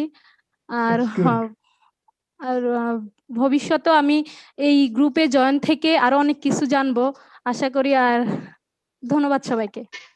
That's good. Thank you. আমি সবার অবগতির জন্য জানাচ্ছি যে আমাদের টোটাল যেই জুম মিটিং গুলি হচ্ছে নতুন গ্রুপ এবং সবার সঙ্গে সমন্বয় করার কঠিন দায়িত্বটা কিন্তু আমাদের নাজিম পালন করছে। তো আমরা এই ব্যাপারে নাজিমকে বিশেষ আমরা একটা ধন্যবাদ জানাতে পারি। আর নাজিম যদি মনে করে আরো নতুন কেউ বক্তব্য, ওই বিষয়টা নাজিম একটু কন্টিনিউ করুক এই পোরশনটা, আমি মনে করি। একটা জিনিস আমার যেটা হচ্ছে যে আমরা অতি সত্তরই লাইভে চলে যাচ্ছি। এখনো পেট্রো বাংলার গ্রুপ দেখতেছে, বিভিন্ন লোকে কিন্তু ইউটিউব লাইভে রেকর্ডিংটা দেখতেছে। কাজে আমরা মাঝে মাঝে একটু কথার উপরে কথা চলে আসে, আমাদের একটু রেশনাল হইতে হইব কথা বলার সময়, হয়তো একটু সমস্যা হবে। কাট পেস্ট করতে গিয়ে আমাদের অনেক কষ্ট হয়। আমি চাই শুরুর থেকে শেষ পর্যন্ত কোনো কাট পেস্ট যেন না করতে হয়। এইটা একটু সবাই আমরা 2-3 জন একসাথে কথা বলবো। আর নতুন অনেকেই যোগ দিতে চাচ্ছে, আজকেও যোগ দিচ্ছে জাহাঙ্গীরনগরের, ওর নামটা ভুলে গেলাম, আজকে লাস্ট মুহূর্তে টিপু আমাকে নামটা দিল এবং সে জয়েন করার পরপরই সে আমাকে কল দিল এবং সে ছিল ওইখানে। আমি ইসমাইল নাজিম ভাই, জি আমি আছি। এই একটা জিনিস যে আমাদের প্রত্যেকেই যারা যারা এখন জয়েন করতেছে সুপার উৎসাহী হয়ে, এবং আমাদের আশা করি মান্থলি এটা কন্টিনিউ করতেই হবে, আর ছাড়া উপায় নাই। যেভাবে লেকচারের বিভিন্ন টপিক চলে আসছে, অ্যাটমিক এনার্জির আমি কিছুই জানতাম না, শুধু তুবাং হিল আর গেইয়ার কাউন্টার, এই দুইটা জিনিস আমার মনে আছে। দোয়া করবেন সবাই যাতে আমরা এটা চালায় যেতে পারি। মীর মইনুল হক স্মরণে আজিজকে একটু থ্যাঙ্ক দেওয়া